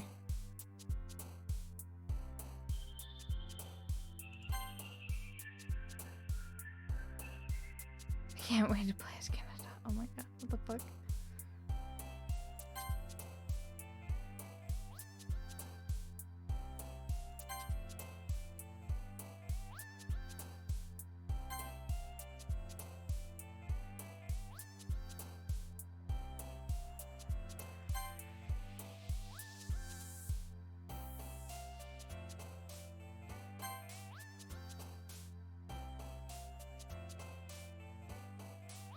I'm getting mixed vibes from Zeri, yeah.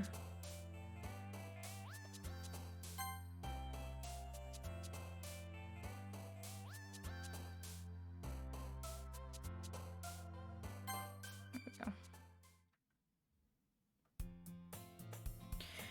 Another day passes and it's time for a club meeting already. I've gotten a little bit more comfortable here over the past couple of days. Entering the club room, the usual scene greets me. Hi, LadyKil. Yo, Suri. Looks like you're in a good mood today. I'm just not used to you being in the club. That's all. I see. That's a pretty simple thing to get you in a good mood. But I guess it's always simple things that put you. Simple things with you anyway. Speaking of which, I'm kind of hungry. Will you come with me to buy a snack? No thanks. Huh? That's not like you at all. I have my reasons. Why don't we take a look at your purse anyway, Sari? Eh? Why that all of a sudden? No reason really. Just want to look at it. Sari nervously retrieves her coin purse. She fumbles with the latch to get it open. And she turns it upside down and lets its contents spill out onto the desk. Only 2 small coins fall out. Ha ha ha. I knew it. I can see right through you, Sari. That's not fair. How do you even know? It's simple. If you had enough money in the first place, you would have bought a snack before coming to the classroom. So either you're not hungry and want an excuse to take a walk, or you plan to conveniently forget that you spent all your money so that I would lend you some. But there's one more thing. You are always hungry. And so that only leaves one more option. What? I give up. Don't make me feel guilty. If you feel guilty, that means you deserve to feel guilty. Yuri suddenly giggles. I I didn't notice that she was listening, and her face is in a bug as always. I wasn't listening or anything. It's just that it was just something in my book. Yuri, tell LadyKil to let me borrow some money. Don't get me involved with that, Terry. Besides, you should only buy what you can responsibly afford. And frankly, after pulling a mischievous little stunt like that, your suffering is well enough retribution. Sherry acts different from school when you're writing a poem. Siri is an innocent soul. What the fuck? That's not how you enter the giveaway, Drew. Sherry is nice in school, but reacts to pains and fears. Yeah. Well, no. Is that Siri? Is it Siri that's actually reacting? I thought that was Monica. Huh. No, stop. Oh my god.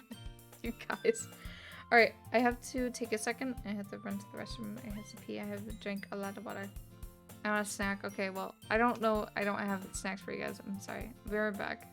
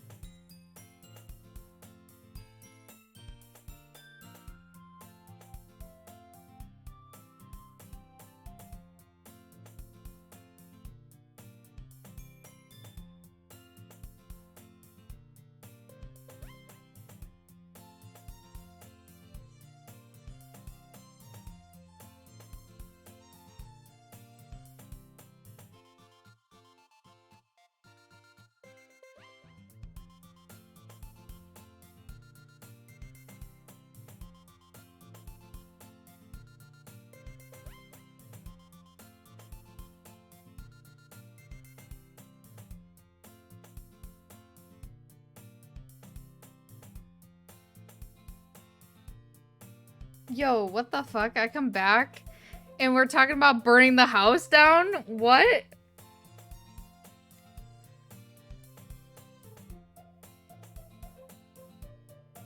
Oh my god.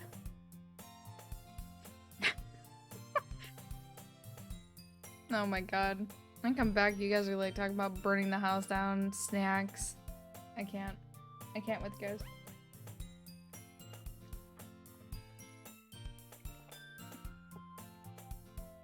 Alright. There we go. I didn't mean that. I got too absorbed into my book. You. I really like when you speak your mind, Yuri. It doesn't happen much. It doesn't happen much, but it's a fun side of you. There's no way you could think that. You were right, though. I did something bad, and now I should have accepted the retribution. That's right. Still, coming from you, sorry. I guess there's a little devil inside of all of us, isn't there? Don't let her fool you. Siri knows exactly what she's doing. After all, she told you guys she was bringing me here bringing me to the club before she even told me. But Mama got the knife, so I stopped. I'm not gonna risk it. Call me a coward. Oh my god. Arson can't be stopped. Oh my god. When I've come if you weren't in for the cupcakes. So I have a trick. I had to trick Natsuki into making them. Come on, give me a little more credit than that, Yuri. Hee hee. Yeah. Out of nowhere, something smacks Yuri in the face and tumbles onto the desk. Ow. What was that?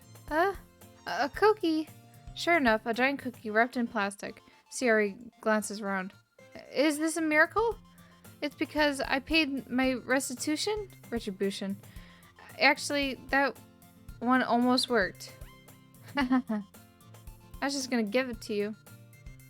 But I heard you blab about the cupcakes. And it was totally worth seeing your reactions, though. My cookie! Brittle being stinky. Isn't that the best thing to do, though? Like, wake up and be stinky? Natsuki, that was so nice of you. I'm so happy. Siri hugs the cookie. Jeez, just eat it. Siri rapidly tears open the wrapper and takes a big bite. So good. Siri suddenly clasps her hand over her mouth. I bit my tongue. Hee hee hee. You're going through A lot over just one cookie. Natsuki takes a bite of her own cookie. Yours looks really good too, Natsuki. Can I try it? Jeez. Beggars can't be choosers. But yours is chocolate. Yeah. Why do you think I would give you that one? Fine. I'm so really happy that you shared this one with me. Hee hee hee. Shiori gets off her seat and goes behind Natsuki and then wraps her arms around her. Jeez. I get it. Cookie still in hand, Natsuki reaches up to nudge Sarah off her. Sayori suddenly leans down and takes a bite out of Natsuki's cookie. Hey! Did you just seriously do that? Mouthful, Sayori trots away to safety. Yuri and I laugh as well. Jeez, you're such a kid sometimes. Monica, can you tell Sayori? Natsuki glances around. Monica isn't in the club room. Where's Monica anyway? Good question. Have any of you heard about her being late today? Not me. Yeah, well, I haven't either. That's a bit unusual. I hope she's okay.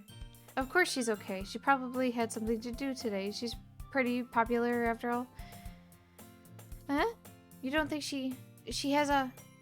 I wouldn't be surprised. She probably is more desirable than all of us combined. That's true. Excuse me? Suddenly the door swings open. Sorry, I'm super sorry. There you are. I didn't mean to be late. I hope you guys weren't worried or anything. I'm gonna go do VR for a bit if I'm back before stream ends. I hope it goes well, Kill. Yeah, have fun in VR, Jamie.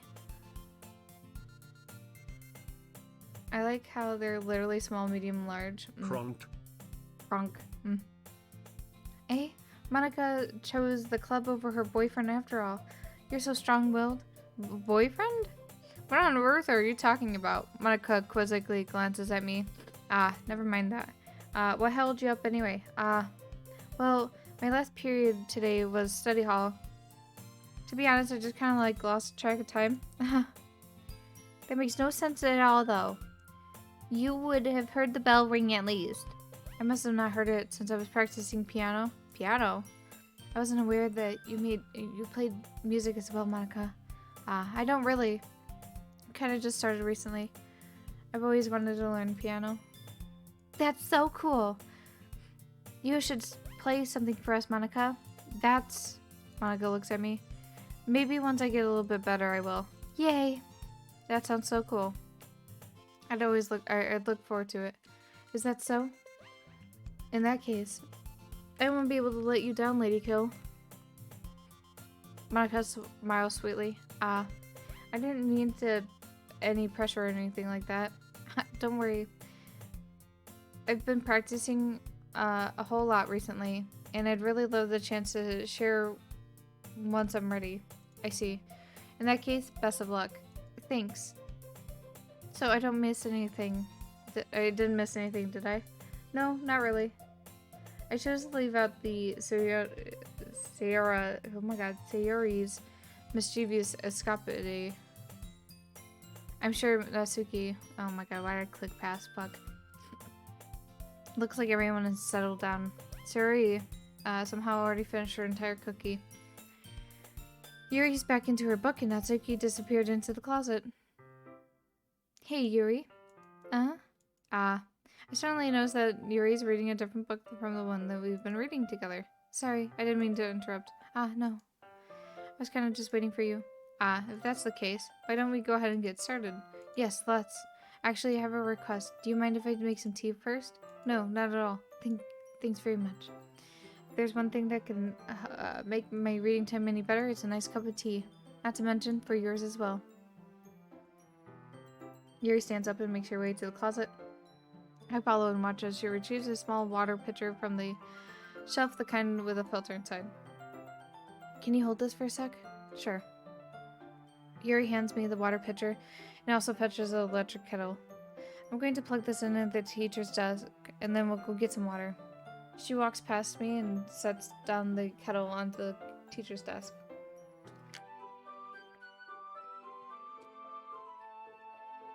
I simply watch her movements. To my surprise, the way she moves contrasts her speaking mannerisms, especially because of her long legs. Yuri appears elegant and methodical.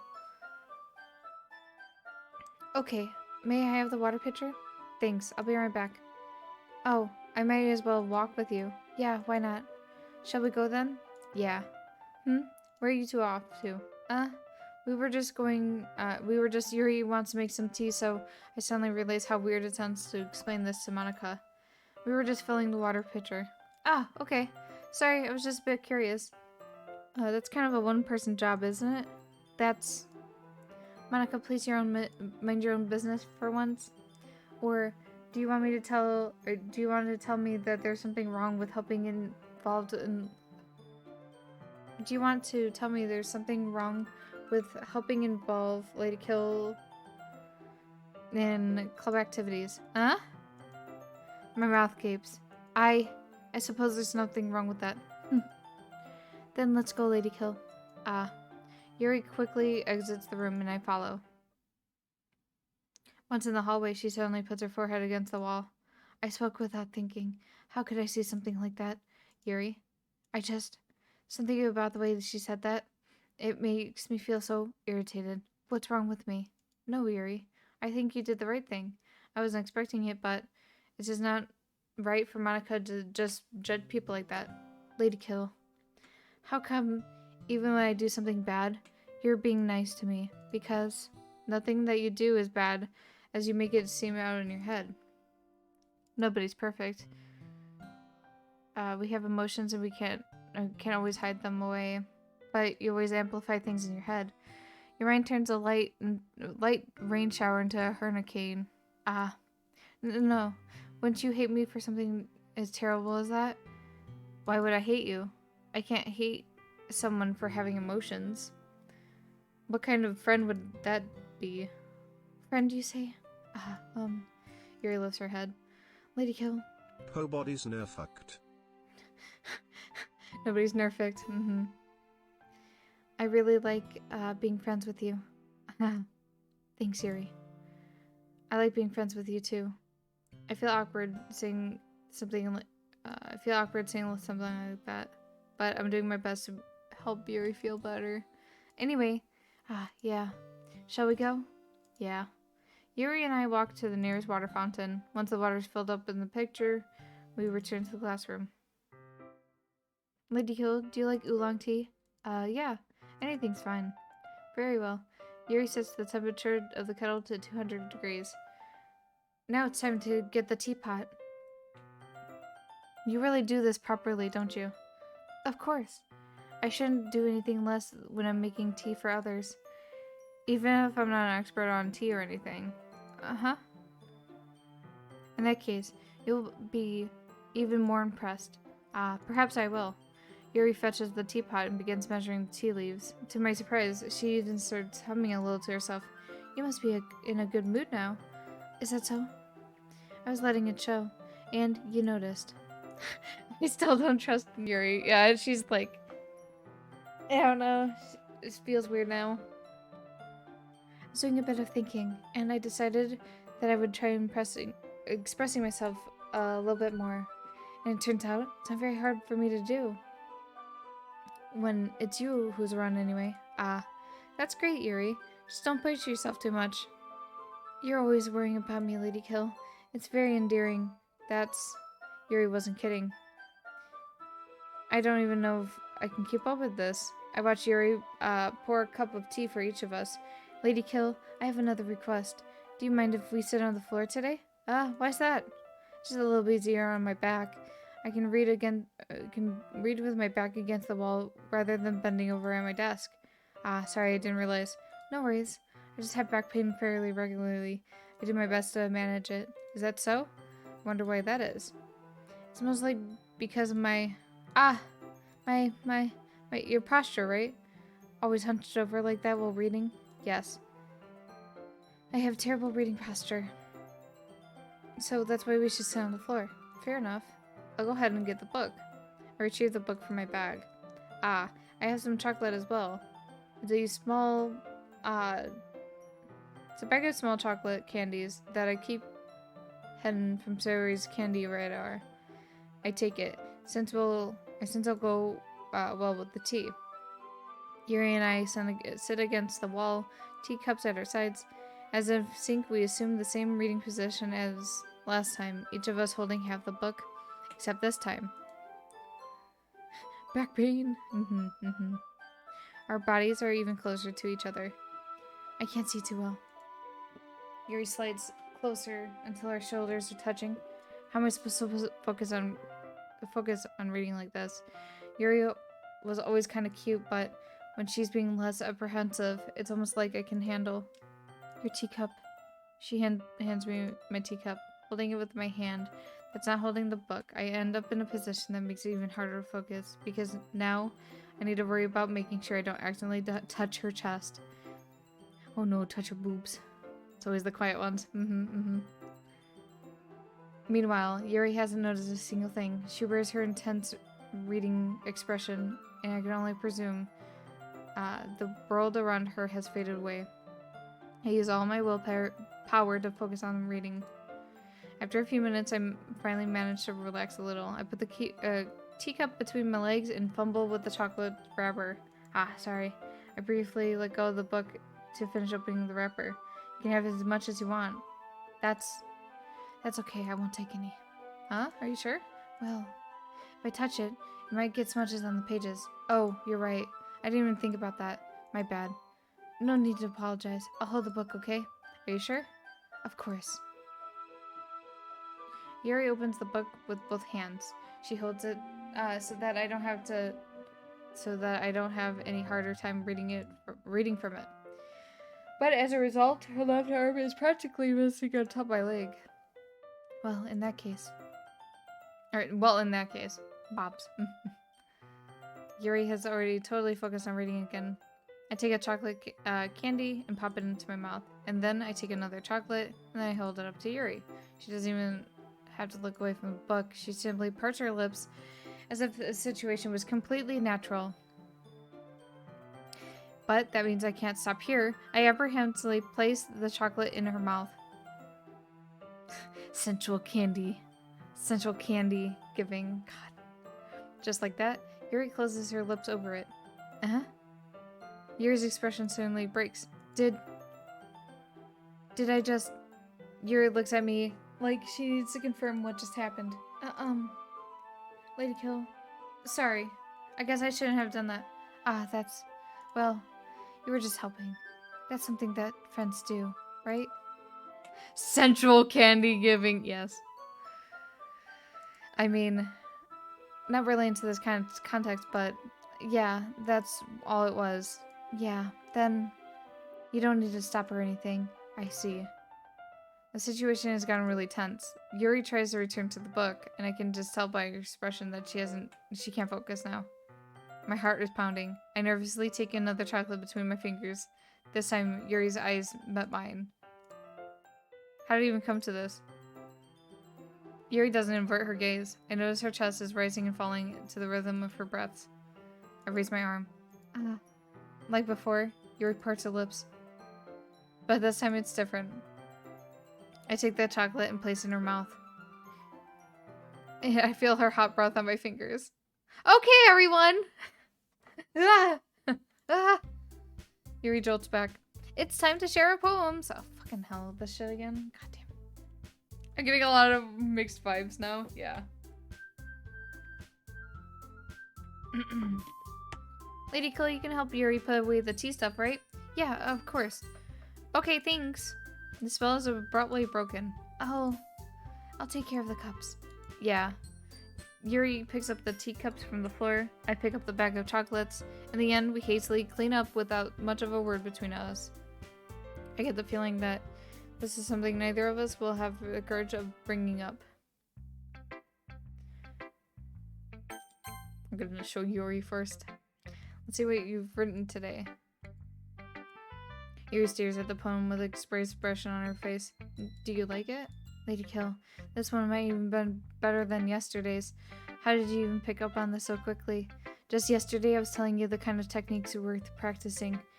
Maybe that's why you did a good job explaining. I really want to try to give it more imagery. Yuri visibly swallows. Even her hands appear sweaty. I'm not used to this. Used to what? I don't know. It's fine, take your time.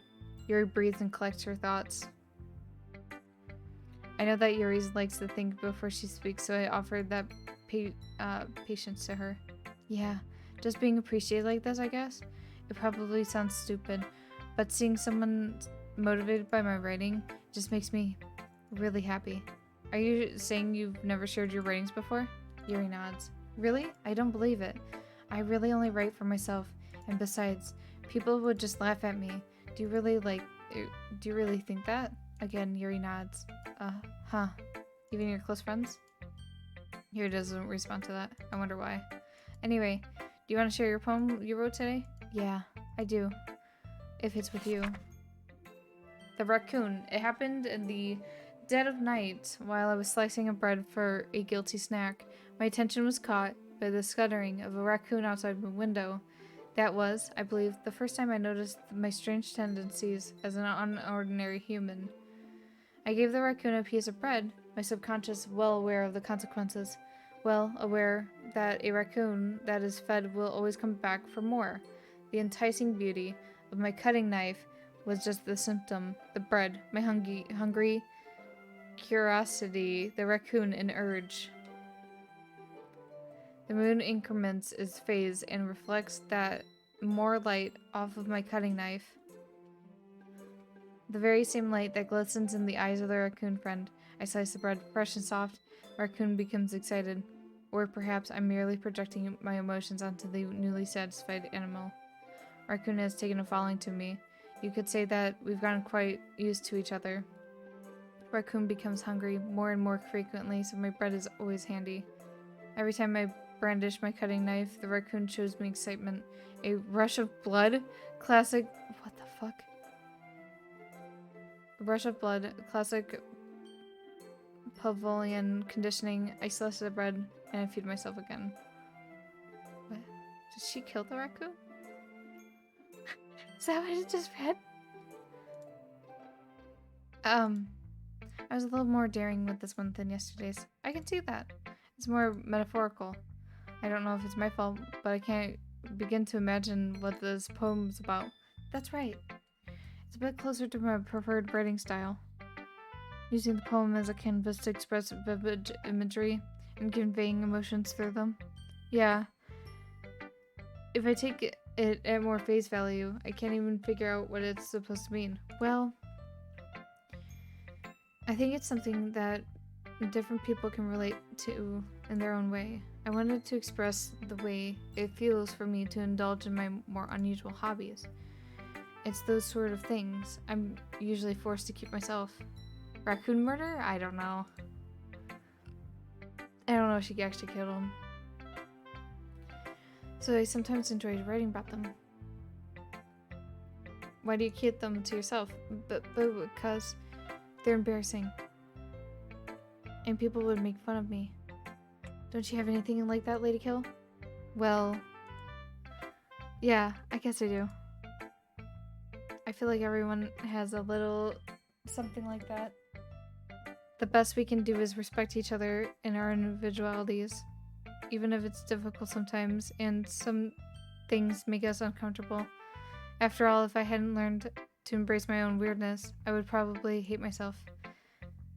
I might be ranting a little bit now, but I'm glad that you're a good listener. You're good at a lot of things. Writing, listening. There really aren't many people like you, LadyKil. That's exaggerating a little bit. It's just how I feel. I never thought I would feel so comfortable sharing my own writings, but now I feel like I'm looking forward to it. It's a really nice feeling. And you're to thank for that. It's nothing really. It's not murder? Okay. Thank God. Yuri smiles sincerely at me. Just for a moment, her timidness seems to disappear. You. Well, I can admit that it's better than the last one. It's nice to see you're putting some effort in. That's good. But I still don't like this at all. It's trying too hard to be serious. What do you mean by that? Poems don't need to be all deep sounding to express something. It's just going to sound like you're forcing it unless you really don't suck at it. Raccoons are cute and inviting, but greedy and destructive. This is true. Honestly, don't bother trying to write poems like this until you're at Yuri's level. Natsuki stops short of all of a sudden. Don't tell me. Eh? You're not just trying to impress Yuri, are you? What are you going on about? Keep your voice down. You know, Yuri would love this kind of stuff. This angsty. Just because she's a talented writer doesn't mean I mean you. Looks like I'm in trouble. I somehow struck a nerve. Though what I did is just beyond me. I am so done with you. Natsuki shoves the poem I handed her back over to me. Take your stupid poem. If you wrote it for someone else, just don't show it to me. Ouch. This is what I get for letting a younger girl step into my business. Unless I was a mind reader, I was destined to be in a world of pain from the start. At least Natsuki wasn't really a girl I was trying to impress in the first place. Okay, give me 1 second. I'm gonna take a brief second and be right back again. I need to grab some medicine from my tummy. Be right back.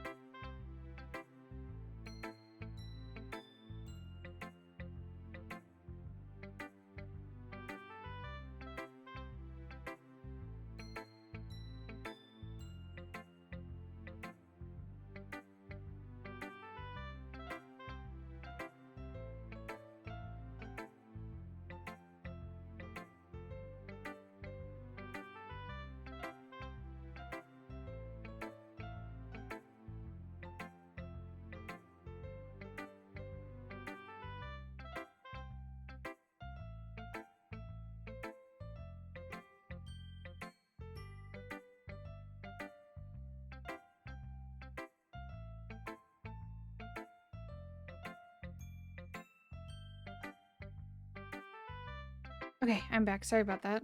I had a hard time finding Tums. Why did the chicken go boom? Doctor, you better not do anything to those chickens. Oh my god. Yeah, no. Okay, should I show the poem next to Monica? Hi again, LadyKil. How goes the writing? Alright, I guess. I'll take that. As long as it's not going bad. I'm happy that you're applying yourself. Maybe soon you'll come up with a masterpiece. Well, I wouldn't count on that. You never know. Want to share what you wrote for today? Sure, here you go. I give my poem to Monica. Alright, this one's good. It feels like you're not only getting more comfortable with your style, but the imaginary imagery is better than the last one I read. Just wondering, but have you found your inspiration in Yuri's writing style? I guess so. Can't deny she's talented. Yeah, totally. I think your poems are the most romantic. That's the best way to describe it. She's like a totally different person when she picks up a pen. Yeah, I noticed that too. Or when she's talking about literature, it's like a light turns on inside her. Sadly, it's hard to get much personal conversation out of her. Trust me, I've tried.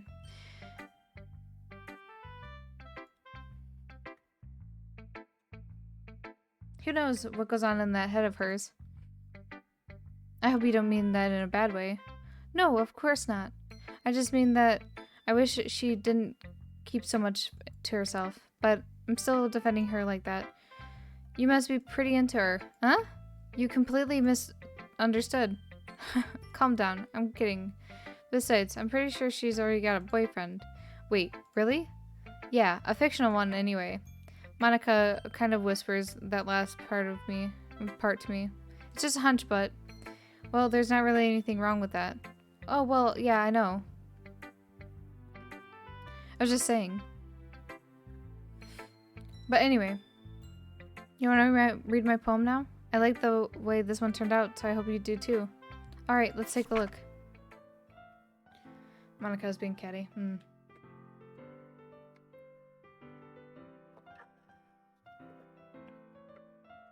Save me. The colors, they won't stop. Bright, beautiful colors. Flashing, expanding, piercing. Red, green, blue, and endless.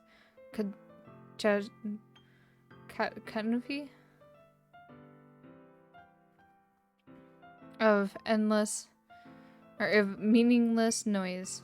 The noise, it won't stop. Violently grating waveforms, squeaking, screeching, piercing, sine, consine, tangent, like playing a chalkboard on a turntable, like playing a vinyl on a pizza crust, an endless poem of meaningless. Load me.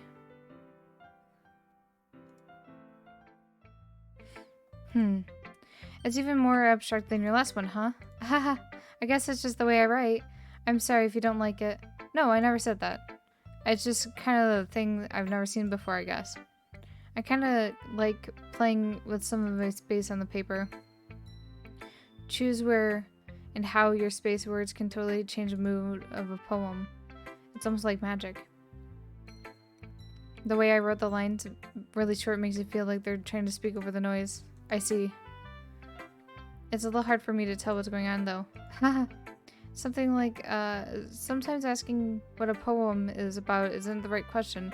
A poem can be an abstract as a physical expression of a feeling, or a conversation with the reader. So putting it that way, not every poem's about something. Anyway, here's Monica's writing tip for the day. Sometimes you'll find yourself facing a difficult decision. When that happens, don't forget to save your game. You never know what might change your mind, or when something else unexpected may happen. Wait, is this even a tip about writing? What am I even talking about? Ha ha ha. That's my advice for today. Thanks for listening. What the fuck? Oh!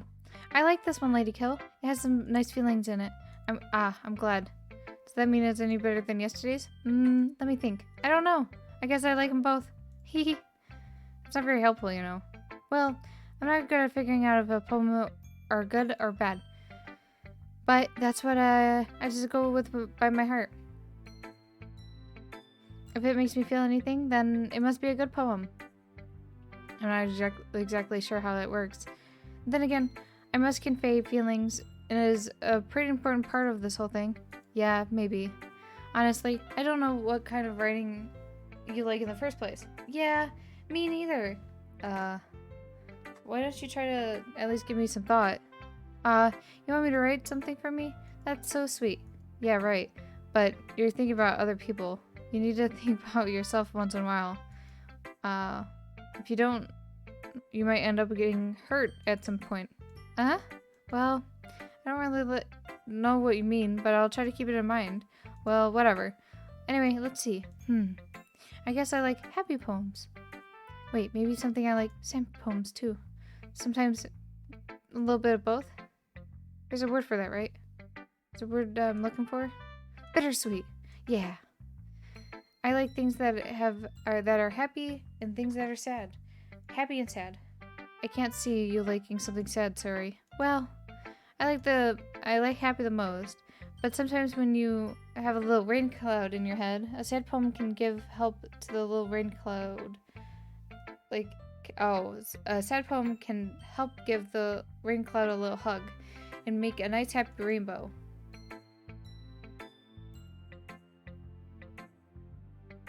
Did Monica just tell you to save your game in game? Yeah, Monica became self-aware? Oh no. Siri, that's unexpected poetic. Is it? Maybe I'm getting better at expressing my feelings after all. Thanks, LadyKil. I should just go write that then. You can read my poem now, okay? Bottles. I pop off my scalp like... What? Bottles. I pop off my scalp like the lid of a cookie jar. It's the secret place where I keep all my dreams. Little balls of sunshine all rubbing together like a bundle of kittens. I reach inside with my thumb and forefinger and pluck one out. It's warm and tingly. But there's no time to waste. I put it in a bottle to keep it safe. And I put the bottle on the shelf with all the other little bottles. Happy thoughts, sad thoughts. Wait, happy thoughts in bottles, all in a row. My collection makes me lots of friends, each bottle a starlight to make amends. Sometimes my friend feels a certain way. Down comes a bottle to save the day. Night after night, more dreams. Friend after friend, more bottles. Deeper and deeper my fingers go. Like exploring a dark cave, discovering the secrets hiding in the nooks and crannies, digging and digging, scraping and scraping. I blow the dust off of my bottle caps. It doesn't feel like time elapsed. My empty shelf could use some more. My friends look through my locked front door. Finally all done. I open up and in come my friends. In they come in such a hurry. Do they want my bottles that much? I frantically pull them out from the shelf, one after another, holding them all out to each and every friend, each and every bottle. But every time I let one go, it shatters against the tile between my feet. Happy thoughts, in shards all over the floor. They were supposed to be for my friends who aren't smiling. They were all shouting and pleading something, but all I hear is echo, echo, echo, echo, echo inside my head. Working overtime messes up with my break schedule and the dogs are not happy about it. Oh man, I bet. I'm probably like, what the fuck, man? We're supposed to go out like 20 minutes ago. What the fuck? Holy crap. Siri, did you just really write this? Of course I did. Didn't I tell you yesterday I was going to write my best poem ever? Yeah, but I mean, I didn't expect something like this to come from you. Monica told me a whole lot. And I've been really in touch with my feelings recently. I see that. It's kind of creepy. Creepy? Well, not exactly. Maybe because I'm so used to you being cheerful. Well, never mind. I'm thinking too hard about it. The point is, it came out good and you should be proud of it. Aw, thanks. I feel like I was meant to express myself in this way. It even helps me understand my own feelings a little bit better. Writing is like magic. You've gotten pretty passionate about this, huh?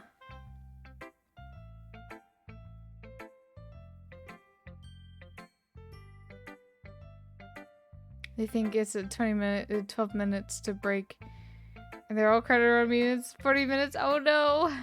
Oh no. I hope you keep it up. Yeah, writing is the best. I'm going to keep writing until I die. Don't get ahead of yourself. Sarah's always had a habit of getting obsessed with something before dropping it no more than a week later. I wonder if this is one of those times. But seeing her passion in her eyes makes it hard for me to be pessimistic. Okay, everyone. We're all done reading each other's poems, right? Potions. I have something extra planned today, so if everyone could come up and sit in the front classroom. Is this about the festival? Well, sort of. Do we really need to do something for the festival? It's not like we can put together anything good in just a few days. We'll just end up embarrassing ourselves instead of getting any new members. That's a concern of mine as well. I don't really do well with last-minute preparations. Don't worry so much. We're going to keep it simple, okay? We won't need much more than a few decorations. Sari has already been working on posters, and I've designed more pamphlets so we can give out during the event. Okay, that's great and all, but that doesn't tell us what exactly we're going to be doing for this event. Sorry. I thought you heard about it already. We're going to be performing. Monica? Yeah, we're going to have a poetry performance. Each of us are going to give a poem to recite during the event. But the cool part is, we're going to let anyone who comes up and recite poems too. Sayori has been putting it all on posters in case anyone wants to prepare ahead of time.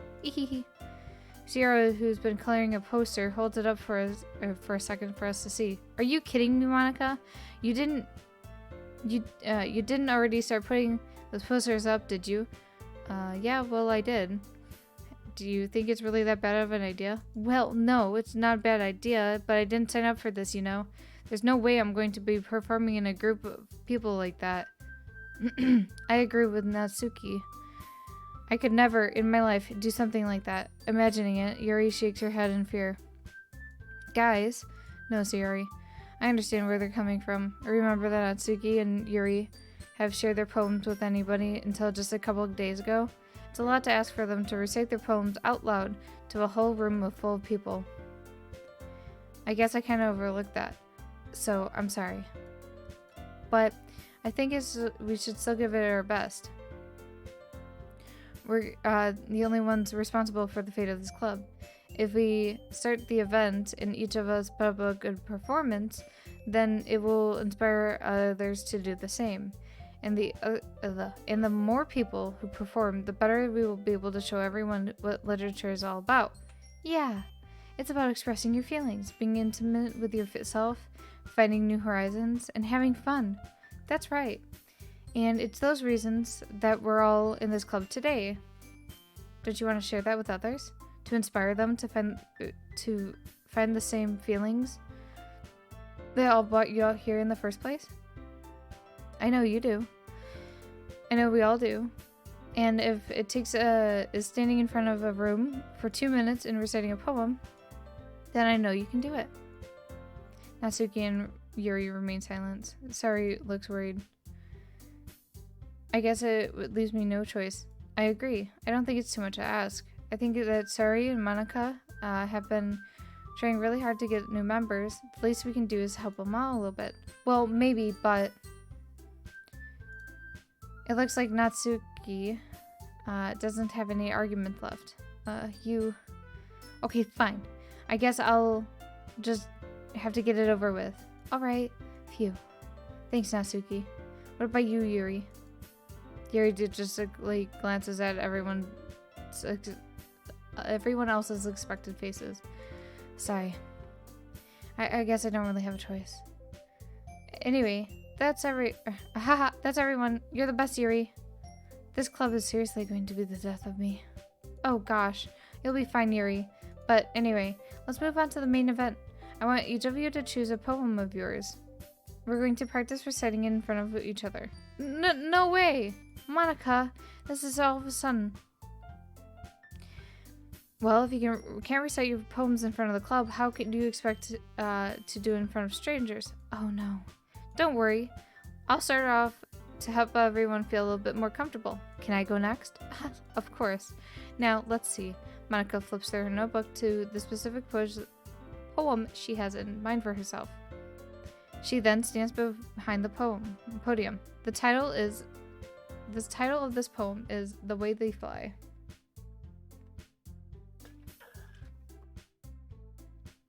I'm concerned about Sayori. Very understandable. Ahem. Monica begins reciting her poem. Her clear, confident voice fills the room. More than that, her inflection is pristine. She knows exactly how to imply emotion behind each line she recites, bringing the words to life. Is this something she's done before, or is she simply a natural? I glance around me. Everyone has their eyes on Monica. Sayori looks amazed. Yuri has an intense expression on her face that I don't understand. And finally, Monica finishes the recitation. I don't know what that last word was. I didn't look at it. The four of us applaud. Monica takes a breath and smiles. That was so good, Monica. Thank you so much. I was hoping to just set a good example. Are you ready to go next, Yuri? And I'll go next. Wow. Yuri's fired up, and all of a sudden, Yuri clutches a sheet of paper between her hands and stands up. Keeping her head down, she walks quickly over to the podium. This poem is called... Yuri anxiously glances at each of us. You can do it, Yuri. It's called After Image of a Crimson Eye. Yuri's voice shakes as she starts reading the poem. Just a moment ago, she practically refused to do this. Why is she all of a sudden putting in so much effort?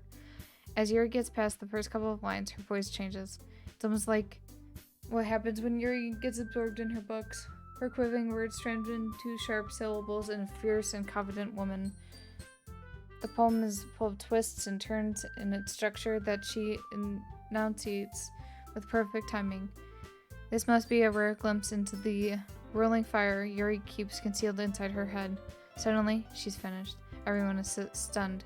Yuri snaps back to reality and glances around her as if she bewildered even herself. It's up to me to save the situation. I'm the first to start applauding. Everyone joins me afterwards, and we give Yuri the recognition she deserves. It's not that we didn't want to applaud for her, but we were so caught off guard that we must have forgotten. As we applaud, Yuri holds the poem to her chest and rushes back into her seat. Thank you, Jake. Yeah, I had to stop myself for a second there. Yuri, that was really good. Thank you for sharing. Looks like Yuri's down for the count. Okay, I guess I'm next then. Sayori hops out of her chair cheerfully, walks to the podium. Any more depravity? This one is called My Meadow. Ahaha. Sorry, I giggled. Hee hee. Sayori, it's a lot harder than I thought. How do you guys do it so easily? Trying not to think of it like you're reciting in front of people. Imagine you're reciting it to yourself like in front of a mirror or in your own head. It's your poem, so it'll come out the best way. I see. Okay then. Sayori begins her poem. Somehow it feels like her soft voice was made for a perfect match. The poem isn't aimlessly cheery, like Sayori says. It's serene and bittersweet.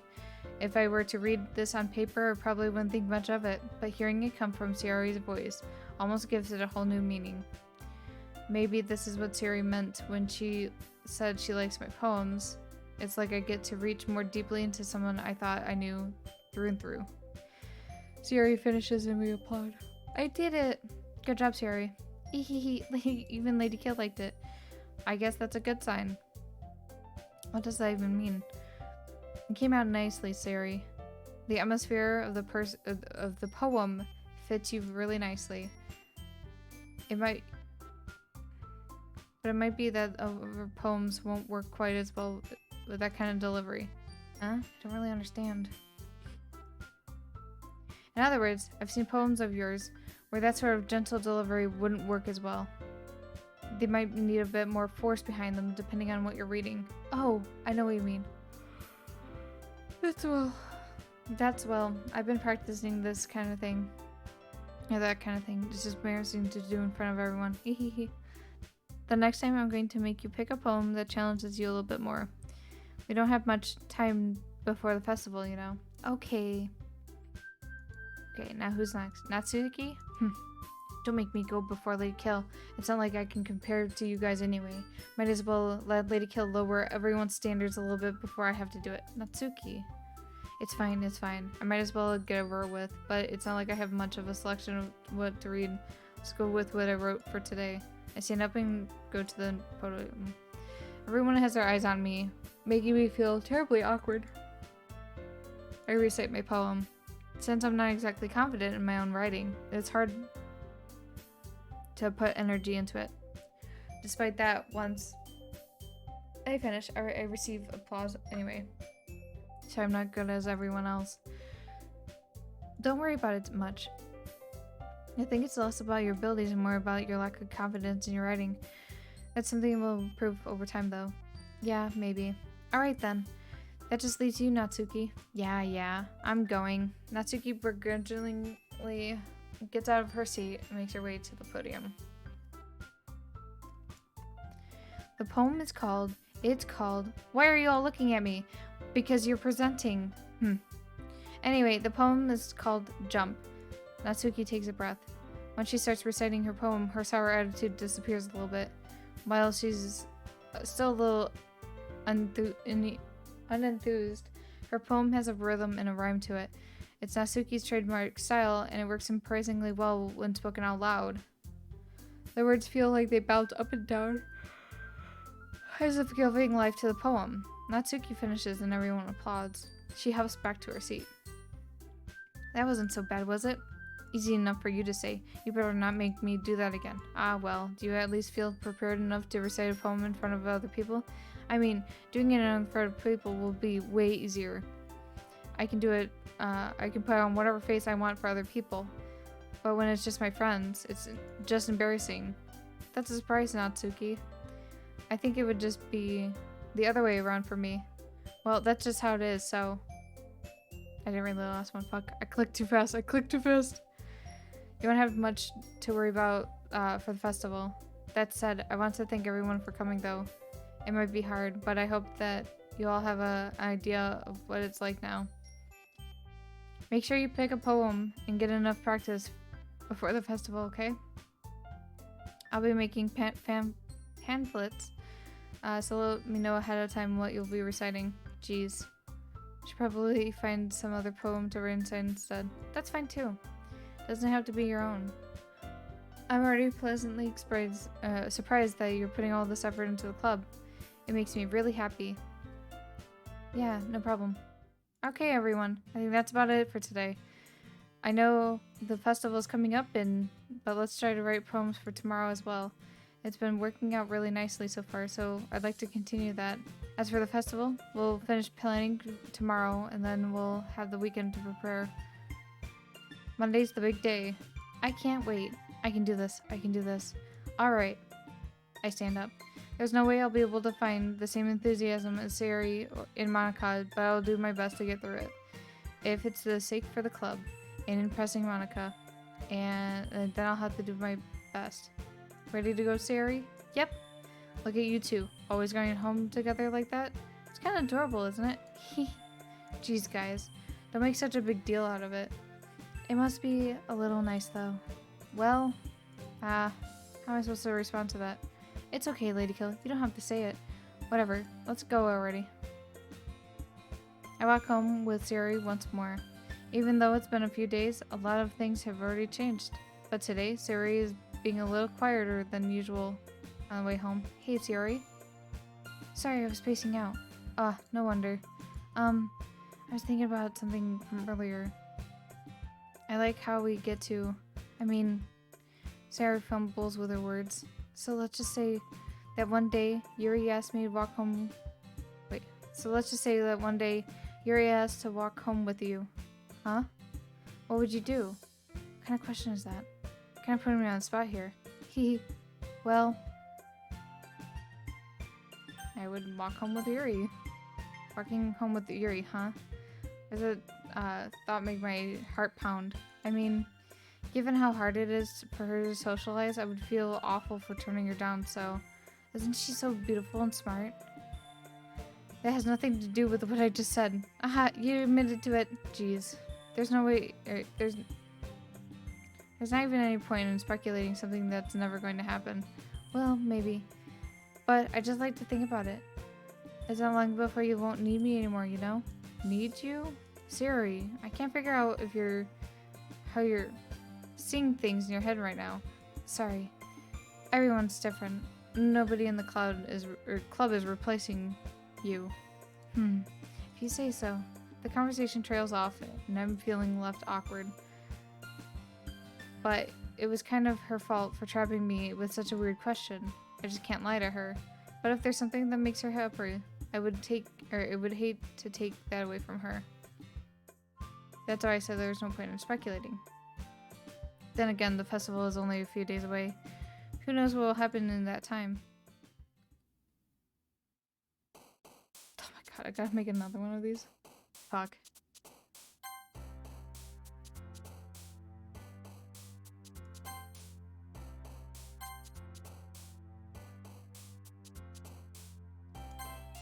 Okay. Wait, what the fuck? Why did she like death? Hope.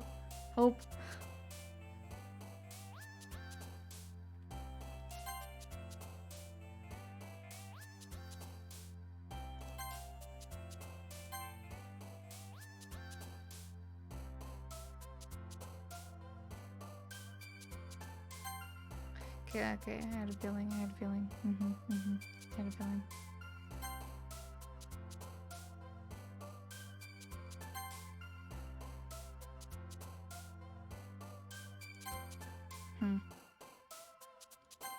What the fuck?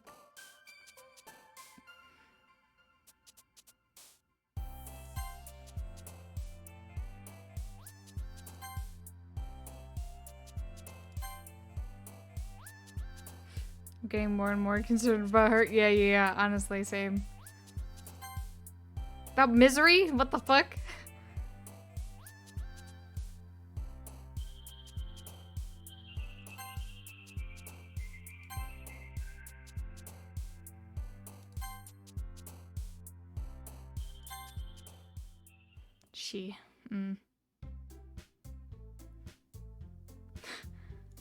Oh man, I'm the last one here again. Don't worry, I just walked in too. Were you practicing piano again? Yeah. You must have a lot of determination starting the club, picking up piano. Yeah, well, maybe not determination, but I guess passion. Remember that the club wouldn't be here if it wasn't for all of you. And I'm super happy that you're all willing to make up for the festival too. I can't wait for the festival. It's gonna be great. Huh? Weren't you just complaining about it yesterday? Yeah, well, I'm not talking about our part of the festival, but it's the whole day of the school where we get to play and eat all kinds of delicious food. You sound a little bit like Sierra all of a sudden. Monica, do they usually have fried squid? Squid? That's pretty significant thing, or specific thing to look forward to. Oh, come on. Are you saying you don't like squid? You of all people? I didn't say I didn't like it. Besides, what do you mean by you of all people? Because it's right in your name. Monica? Eh? It's not how you say my name at all. Also, the jokes doesn't make any sense in translation. Never mind. Let's just focus on our event now. Fine. Hello, Tubbo. How are you doing today? Welcome back. Your reactions aren't as fun as Yuri's or Sari's anyway. Excuse me? Where is Sari anyway? Oh, there you are. Sari's sitting in the desk in the corner of the room, looking down at nothing. I walk over to her. Hey, Sari. I wave my hand in front of her face. You're spacing out again. Yeah, sorry. Don't mind me. You can go back to talking to everyone else. Huh? Is everything alright? Of course. Why wouldn't it be? It just feels like you're a little off. Sorry for assuming things. Geez, you worry too much about me. I'm fine, see? Siri shows me a big smile. Don't let me distract you from having fun with everyone. Well, alright. If you say so. I weirdly glanced back at Siri before turning back to everyone else. The conversation has already dispersed and everyone's back to their usual activities. Maybe I should ask Monica if she's noticed anything about Siri recently. Since they've been preparing for the festival, they must have been spending a lot of time together. I timidly approached Monica, who is shuffling through some papers at her desk. LadyKil, what's up? Hey, this might sound a little bit strange, but have you noticed anything up with Siri recently? Anything up with her? And what do you mean? Maybe I'm reading into it a little too much, but she seems a bit downcast today. Oh, you think so? I can't say I've noticed anything about her. Monica peers across the room at Siri, who is idly dragging her rubber eraser up and down her desk. She'll be fine. Shut up. Shut up, Drew. So Siri's all of a sudden acting weird, and we're technically on like the 3rd day of the game. Yeah. Maybe there's something on her mind. But I'm not surprised. But I'm surprised I'm not the one asking you, LadyKil. You certainly know her a lot better than I do. Yeah, but she's never really like this. She always talked to me about other things that bothered her, but this time, when I asked her, she was really dismissive. I'm sorry, I know it's not your problem. I just wanted to ask you if you knew anything, so I'll drop it now. No. It's important to me too. I mean, I'm also friends with her. And I also care about the well-being of my club members, you know? Let's extend stream. I will go for another 30 minutes because I had so many technical issues, but I'm not going for another hour, no. I'll go for 30 more minutes. Because I only expected to like really talk about the giveaway for like 10 minutes of stream and then it ended up being like 30 minutes of technical difficulties. Maybe I'll try talking to her myself. Are you sure about that? She seemed like she wanted to be left alone. Are you sure? I don't really understand this game. You know what? That's fair. Which doctor still needs to join? Yes, doctor, you still need to join the giveaway. Same with you, Jake, if you want. If you want DVD merch, of course. But yeah, no, so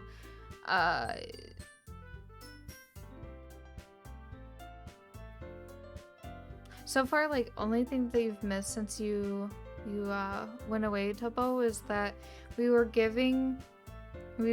writing poems to impress Yuri, the purple-haired girl, and now our neighbor is acting weird.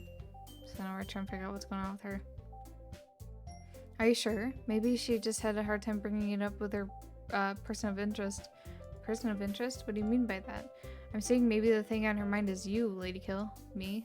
How on earth would you come to that conclusion? Well, probably shouldn't say too much, but Sari talks about you more than anyone else, you know? She's been much happier ever since you joined the club. It's like an extra light was turned on inside of her. What? No way. Shiori is always like that. She's always been full of sunshine. It's not any different now that it's always been.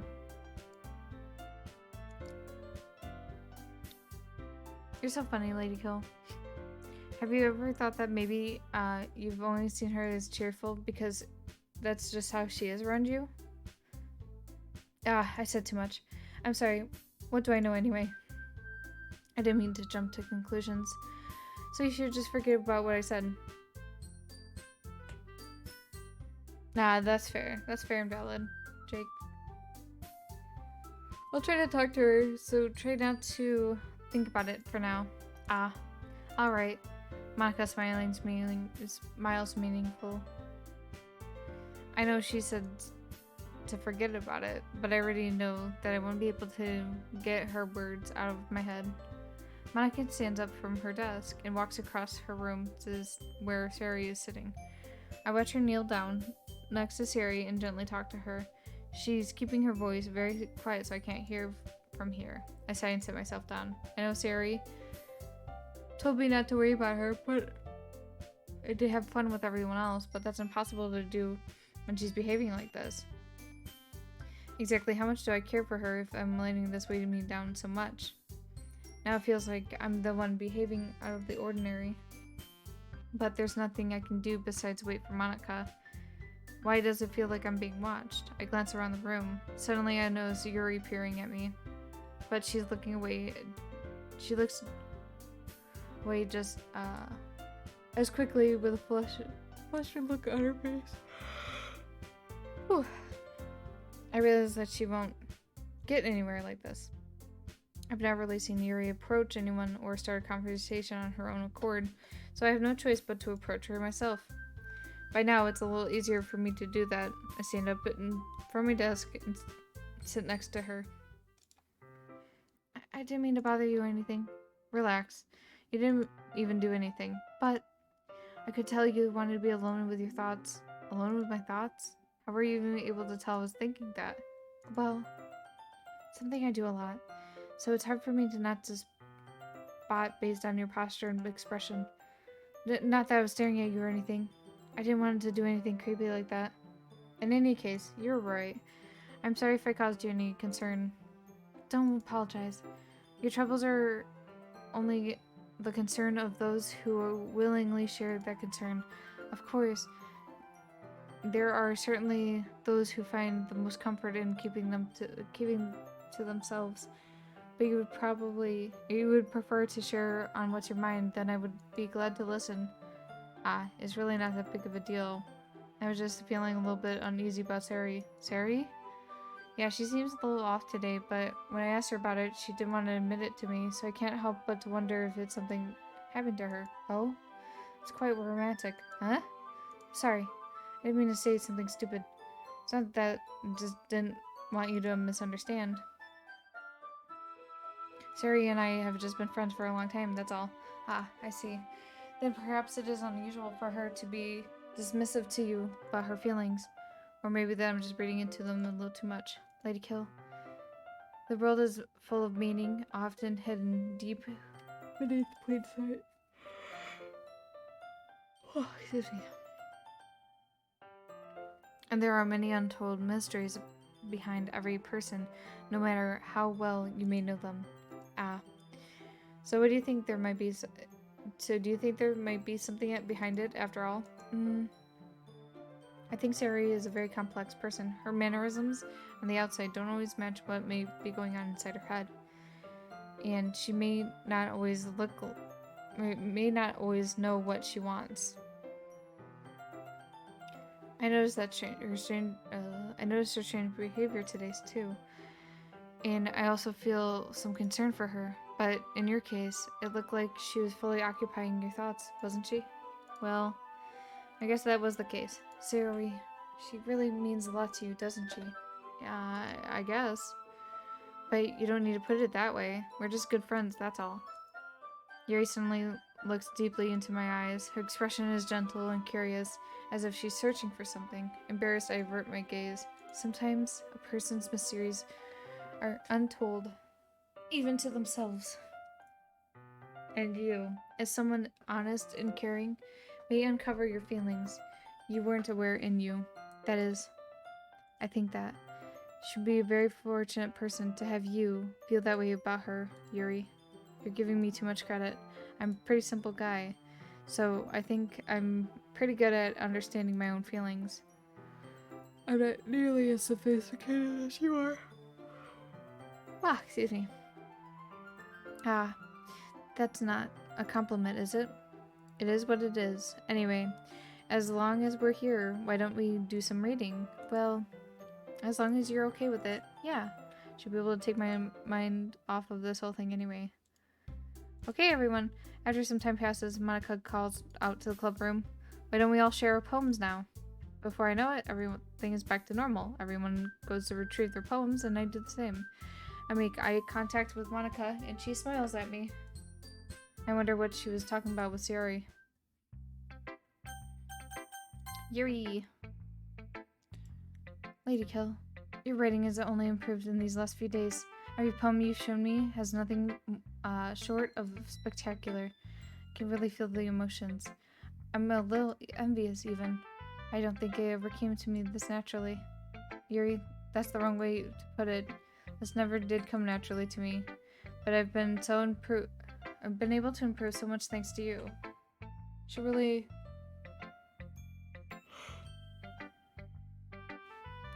You're really the example I was chasing after.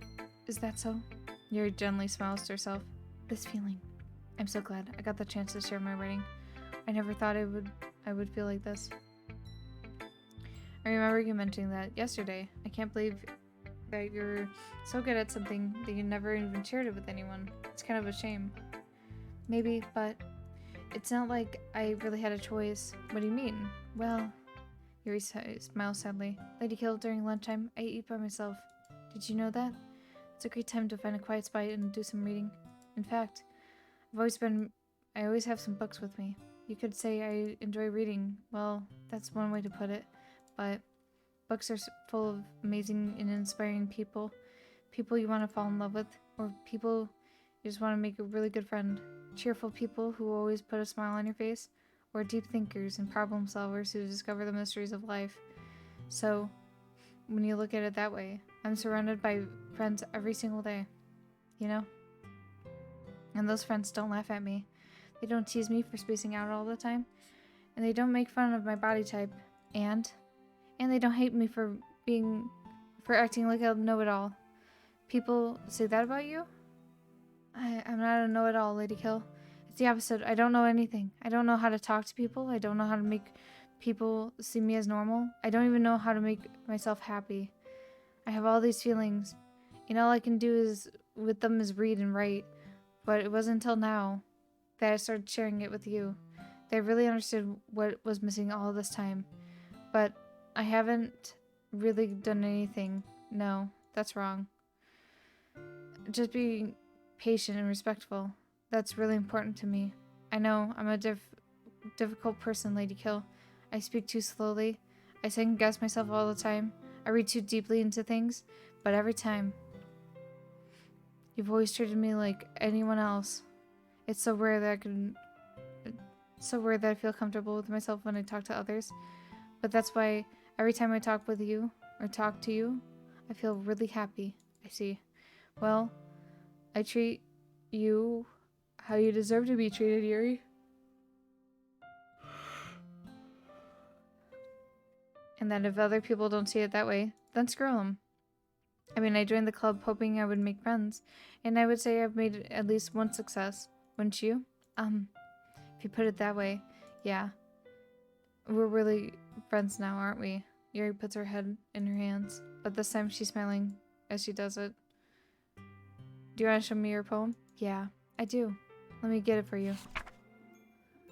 Ghost Under the Light Part 2. The tendrils of my hair illuminates beneath the amber glow, bathing. In the distance in the blue-green light flickers. A lone figure crosses his path, a silhouette obstructing the eerie glow. My heart pounds, the silhouette grows closer, closer. I open my umbrella, casting a shadow to shield me from visibility, but I am too late. He steps into the streetlight. I gasp and drop my umbrella. The light flickers. My heart pounds. He raises his arm. Tune stops.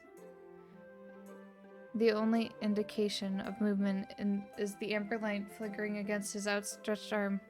The flickering light is in rhythm with the pounding of my heart, teasing me for succumbing to this forbidden emotion. Have you ever heard of a ghost feeling warmth before? Giving up on understanding, I laugh. Understanding is overrated. I touch his hand. The flickering stops. Ghosts are blue-green. My heart is amber. Finishing the poem, I start to hand it back to Yuri, but instead of taking it from me, she looks away. Do you dislike it? Oh no, of course not. I just don't really know how I should respond. Despite Yuri's poems being usually cryptic, it wasn't hard to figure out what this one was about. I don't think if I'll be able to explain this one. That's fine. I understand this one. Yuri's having an even harder time speaking than usual. Does this one mean a lot to you? Yuri nods. Not really good with words, but I'm happy that you shared it with me, so thank you. I hope that we keep spending time together. Despite my inability to make eye contact, I see a faint smile emerge on Yuri's lips. I, once again, try to hand the poem back to her, but instead, Yuri gently takes my hands and pushes them back toward me. I hesitate in response to her warm touch. You can, the poem is... Once again, Yuri fails to form a complete sentence. You mean I can keep it? Yuri nods. I'd love to. Again, Yuri faintly smiles as if she doesn't want me to notice. You always make me feel nice. I know I'm not good with people, but I hope I can return this favor sometimes. Yeah, don't worry. I think you do a good job. Yuri finally turns back toward me. I guess we should move on before Monica says something. But I'm sure we can talk again later. Yeah, I'm sure we will. With that, Yuri timidly smiles at me, and I return to my seat so I can put her poem away. Alright, let's try to talk to her. Yeah, no thanks. You didn't even... Next? Okay, that's what I thought.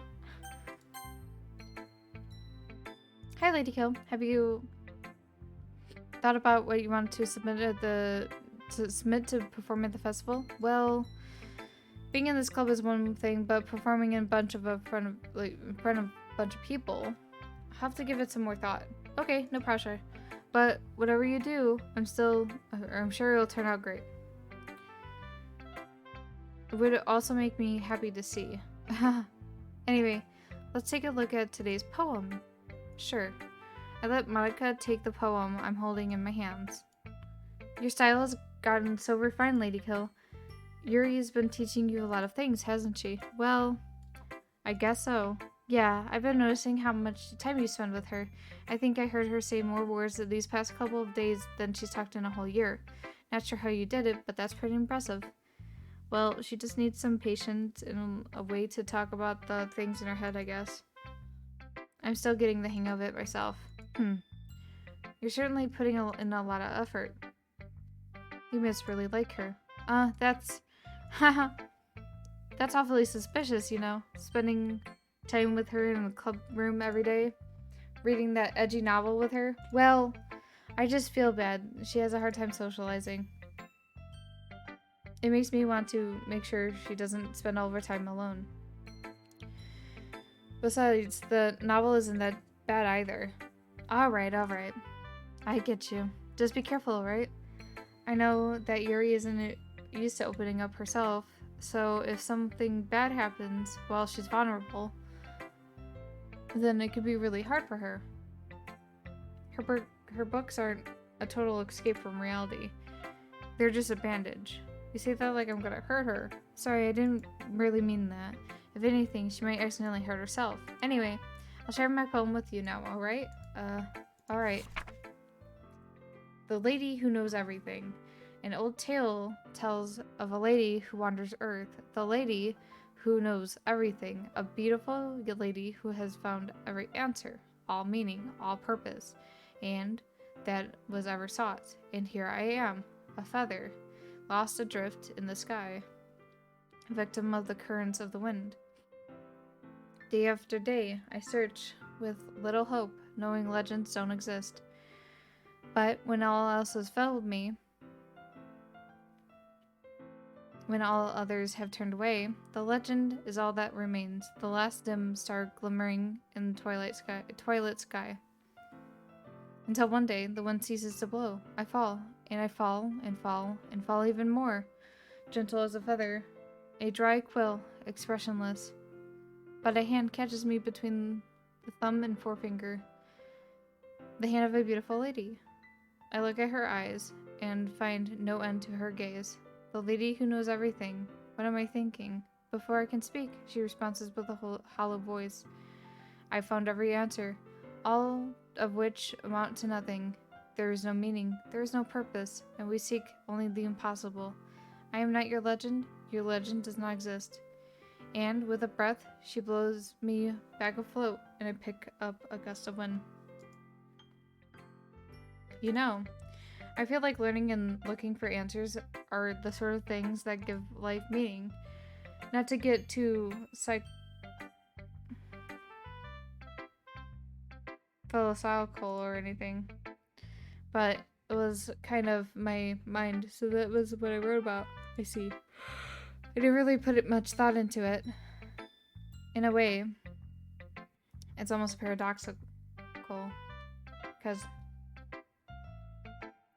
if we had all the answers, wouldn't the world start to lose its meaning? You know, there's one thing I noticed. Seems like everyone in this club prefers writing about things that are more sad than happy. Are you surprised? I mean, if everything's okay, we wouldn't really have anything to write about, would we? Yeah, honestly, Bertle. Humans are two-dimensional creatures. I think you'd know that better than anyone. You mean one-dimensional? Yeah, that. Anyway, here's Monica's writing tip of the day. Are you ever too shy to share your writing because you're afraid that it's not good? It can be really disheartening to get a lukewarm response to something you put so much effort into. But if you find other people who are enjoying writing, then sharing becomes a lot easier. Because instead of just telling you that your writing is good or okay or bad, they want you to focus more on everything that went into it and the things that you can work on. It's much more encouraging that way, and it will make you want to continue improving. It's almost like having your own little literature club, don't you think? That's my advice for today. Thanks for listening. Yes, I'm having a lot of fun. How are you doing today, Milky?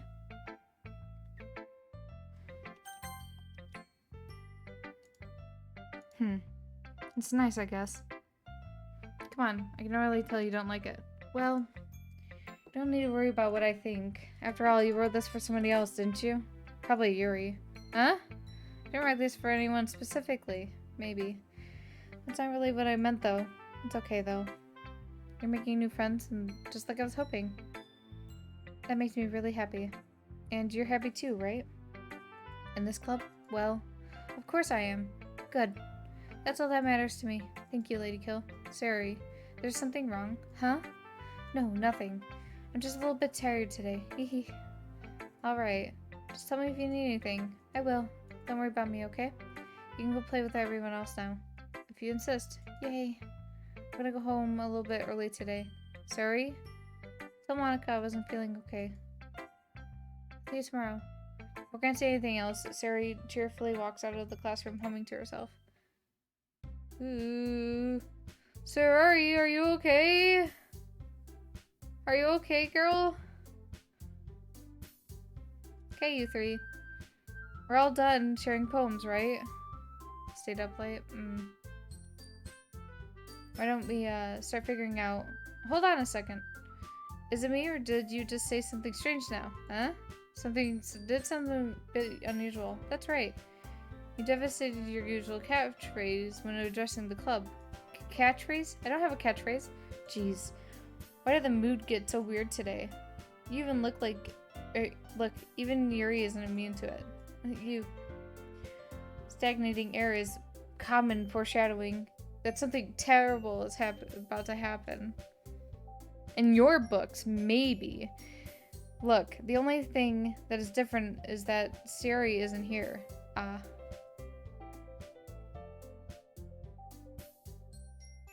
Better spend time. Ooh, yeah, maybe I should spend time with her. Fuck.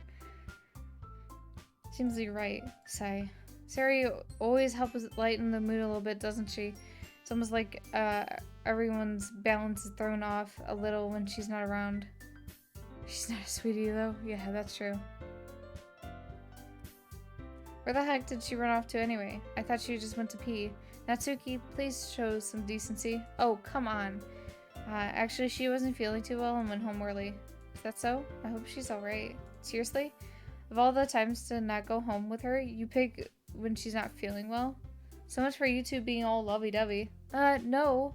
First of all, stop misunderstanding my friendship with Sari. And second, she's kind of been avoiding me today, so I didn't want to force it. Oh? That curious expression coming from Yuri, of all people. Calm down, guys. I talked to her earlier, and everything's fine. What did she say? Anyway, we need to figure out the rest of the festival's preparations, so let's decide what everybody will be doing this weekend. Yeah, hopefully she'll hang out tomorrow. Ooh. I didn't know what I'm doing. That's right, Natsuki will be making cupcakes, but we need a lot of them in different flavors. Can you handle that all by yourself, Natsuki? Challenge accepted. Should cheer up. Yeah, we definitely should. And as for myself, I'm going to be printing and assembling all the poetry pamphlets. Sari will be helping me with the design them. And as for Yuri, you can guys, can you help me up come with something for Yuri? I'm useless. No, that's not it at all. You're the most talented person here and you know it. Now Natsuki's pouting too. Jeez, come on. Jeez, even I can tell now. I guess I never gave Sari enough credit, but I can tell things are even harder when she's not around. Ah, that may be the case. But if I can't also be a leader on my own, then I won't grow as a person. So, Yuri, you have beautiful handwriting, you know? You should make some banners and decorations and help set the atmosphere. Atmosphere? About that, I love the atmosphere. Yuri's expression suddenly changes as she stares at her desk in focus and starts nodding to herself. Your mind is already racing, I see. That's great. You'll be a wonderful help, Yuri. But anyway, that just leaves you, LadyKil. The one who is truly useless. Don't say that. In fact, both Natsuki and Yuri have some pretty heavy tasks to handle. Would probably go a long way if you gave one of them a hand. You could always help me out as well. I would really appreciative of that. That's Monica suggests I could spend the weekend with one of my club members. How on earth are they going to respond to a suggestion like that? I suppose I wouldn't mind a bit of help.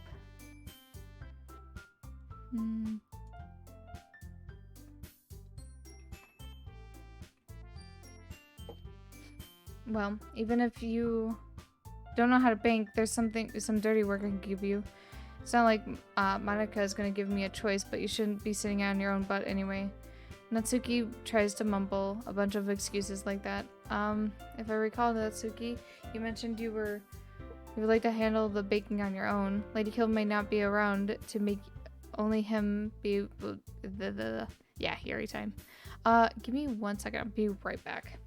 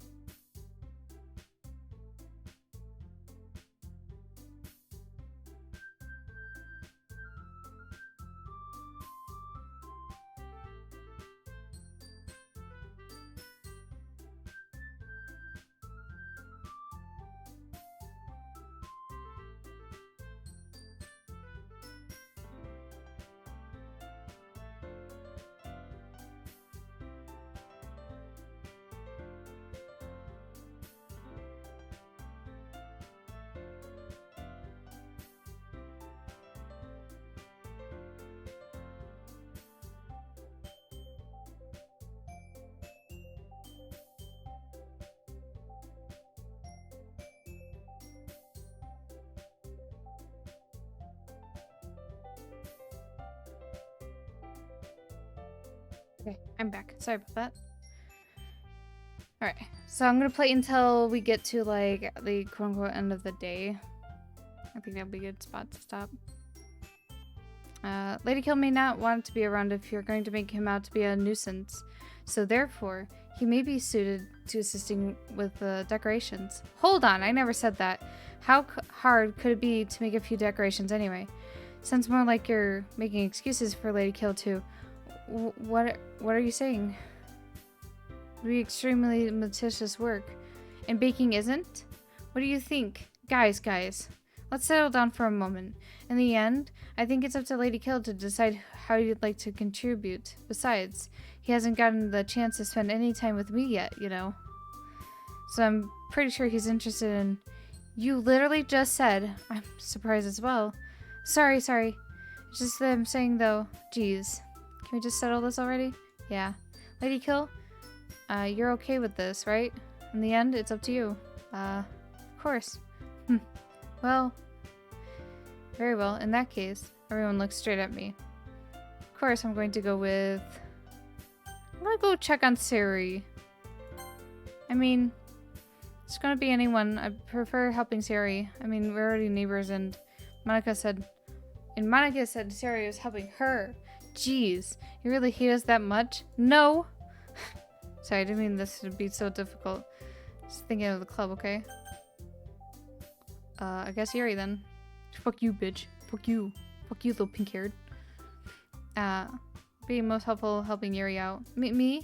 Are you serious? Why would you... Natsuki, I can already tell you you're gonna say something mean. I mean, this bitch, like, literally told me, I don't want to read your poems because they're not about me. Can I already tell you you're gonna say something mean? No, I was just saying, So you'll be helping Yuri then, LadyKil? Yeah. That's what I'm going to do. I'm glad. I have a bad habit of overthinking these sort of things, so I think your assistance will be very useful. That's great to hear. Natsuki, will you be able to handle the baking yourself? I mean, yeah. I already said that I would be fine. Okay. Everyone can tell Natsuki is feeling a little sour. So, is that everything we need to go over? Yeah, that should be about it. Are you guys excited? Well, excited may not be the right word, but I'm supposed to be looking forward to it a little bit. Do you feel the same way, LadyKil? Me? I guess you could say I'm interested in seeing how this will turn out. That's good enough for me. What about you, Natsuki? Natsuki? What? Why is everyone yelling at me? I didn't even do anything. No. That's not what I mean at all. Why did it... I like right-clicked? Oh. That's lovely. I can hide the text. Huh. Yuri anxiously glances between everyone in the room. I'm sorry for this. They don't really know why LadyKil picked me. And also, cupcakes are the best cupcakes I've ever had. They go really well with my tea, and nothing that I do for the event will compare to that, so I get it. I'm kind of surprised, though. Why? Well, I'm the one acting immature. I already know that, but you're trying to cheer me up all of a sudden. I know I'm not very good at it. I'm sorry if I said something bad. Natsuki isn't the only one surprised. Monica and I are taken back by Yuri's words. When she already has troubles with words, trying to cheer up somebody must be far out of our own comfort zone. But I begin to understand. Yuri was trying to sound like sorry. Even if it didn't work perfectly, I can tell she'd try to say something sorry. Sayori would have said at a time like this. Because Sayori always helps everyone smile and feel good about themselves. No, I kind of appreciate it. I'm sorry for making a big deal out of nothing. But I'm gonna say this. You better bet that my cupcakes are gonna be the best part of the whole event. I believe in you. Yeah, I hope to see everyone do their best. But with that, there's nothing more for today. So I guess it's time for us to head out. Alright, let's get out of here then. Everyone packs up their things. I start to follow Monica and Natsuki out of the door as they chat between each other. I turn around. Sorry. I realized that I don't have any way of contacting you this weekend. Oh, you're right. I can't believe that slipped my mind. I should give you my phone number. I think that would be the best, yeah. Alright then. Yuri and I exchange phone numbers. Kinda, yeah. Yeah.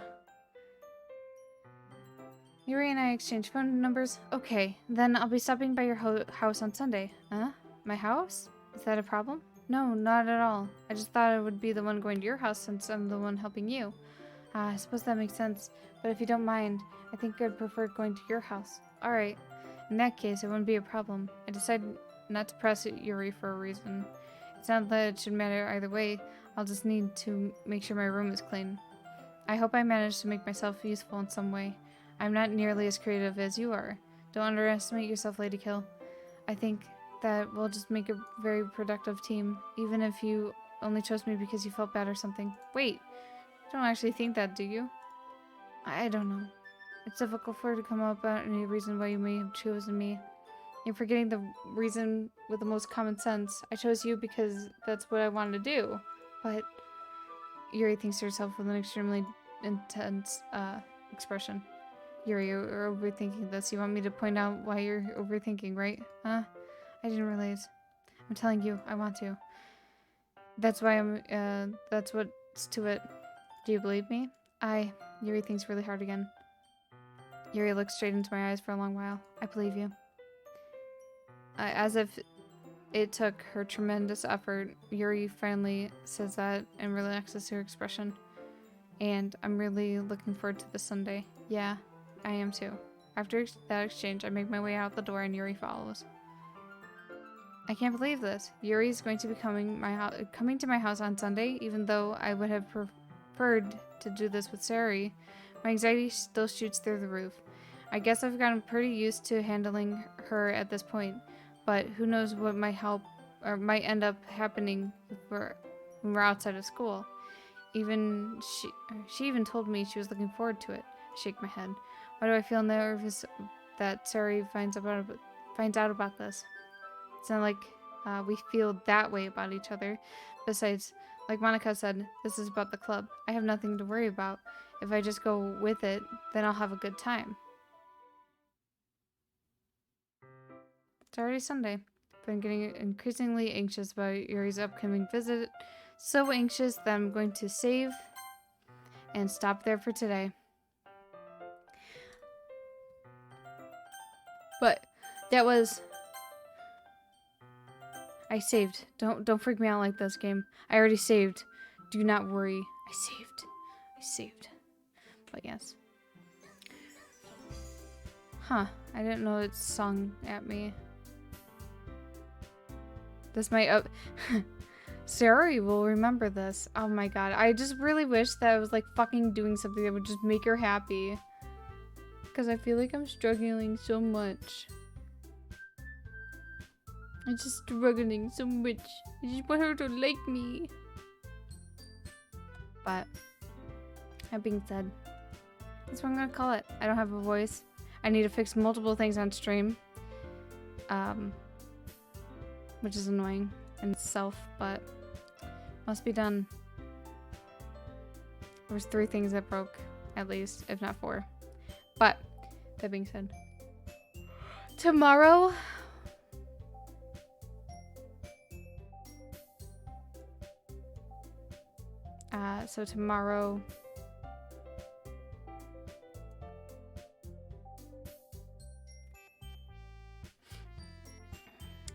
so tomorrow we're doing Power Wash Simulator. So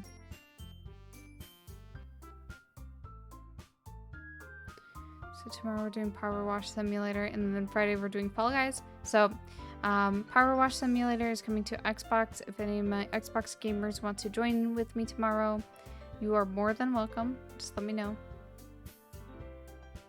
And then Friday is Fall Guys, and anybody's welcome to join the program. We're not continuing this. No, Power Wash Simulator is coming out tomorrow. We need to play it. Also, I don't know if I can actually like talk this much for like 2 days in a row. I will lose my voice, and then I won't be able to stream on Friday, and it'll be make me real sad. Make me real sad. But that being said, I must go. I must go rest my voice and scream at OBS in the meantime.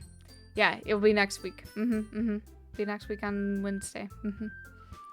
But that being said, you guys have a nice rest of your days, and I will catch you all tomorrow.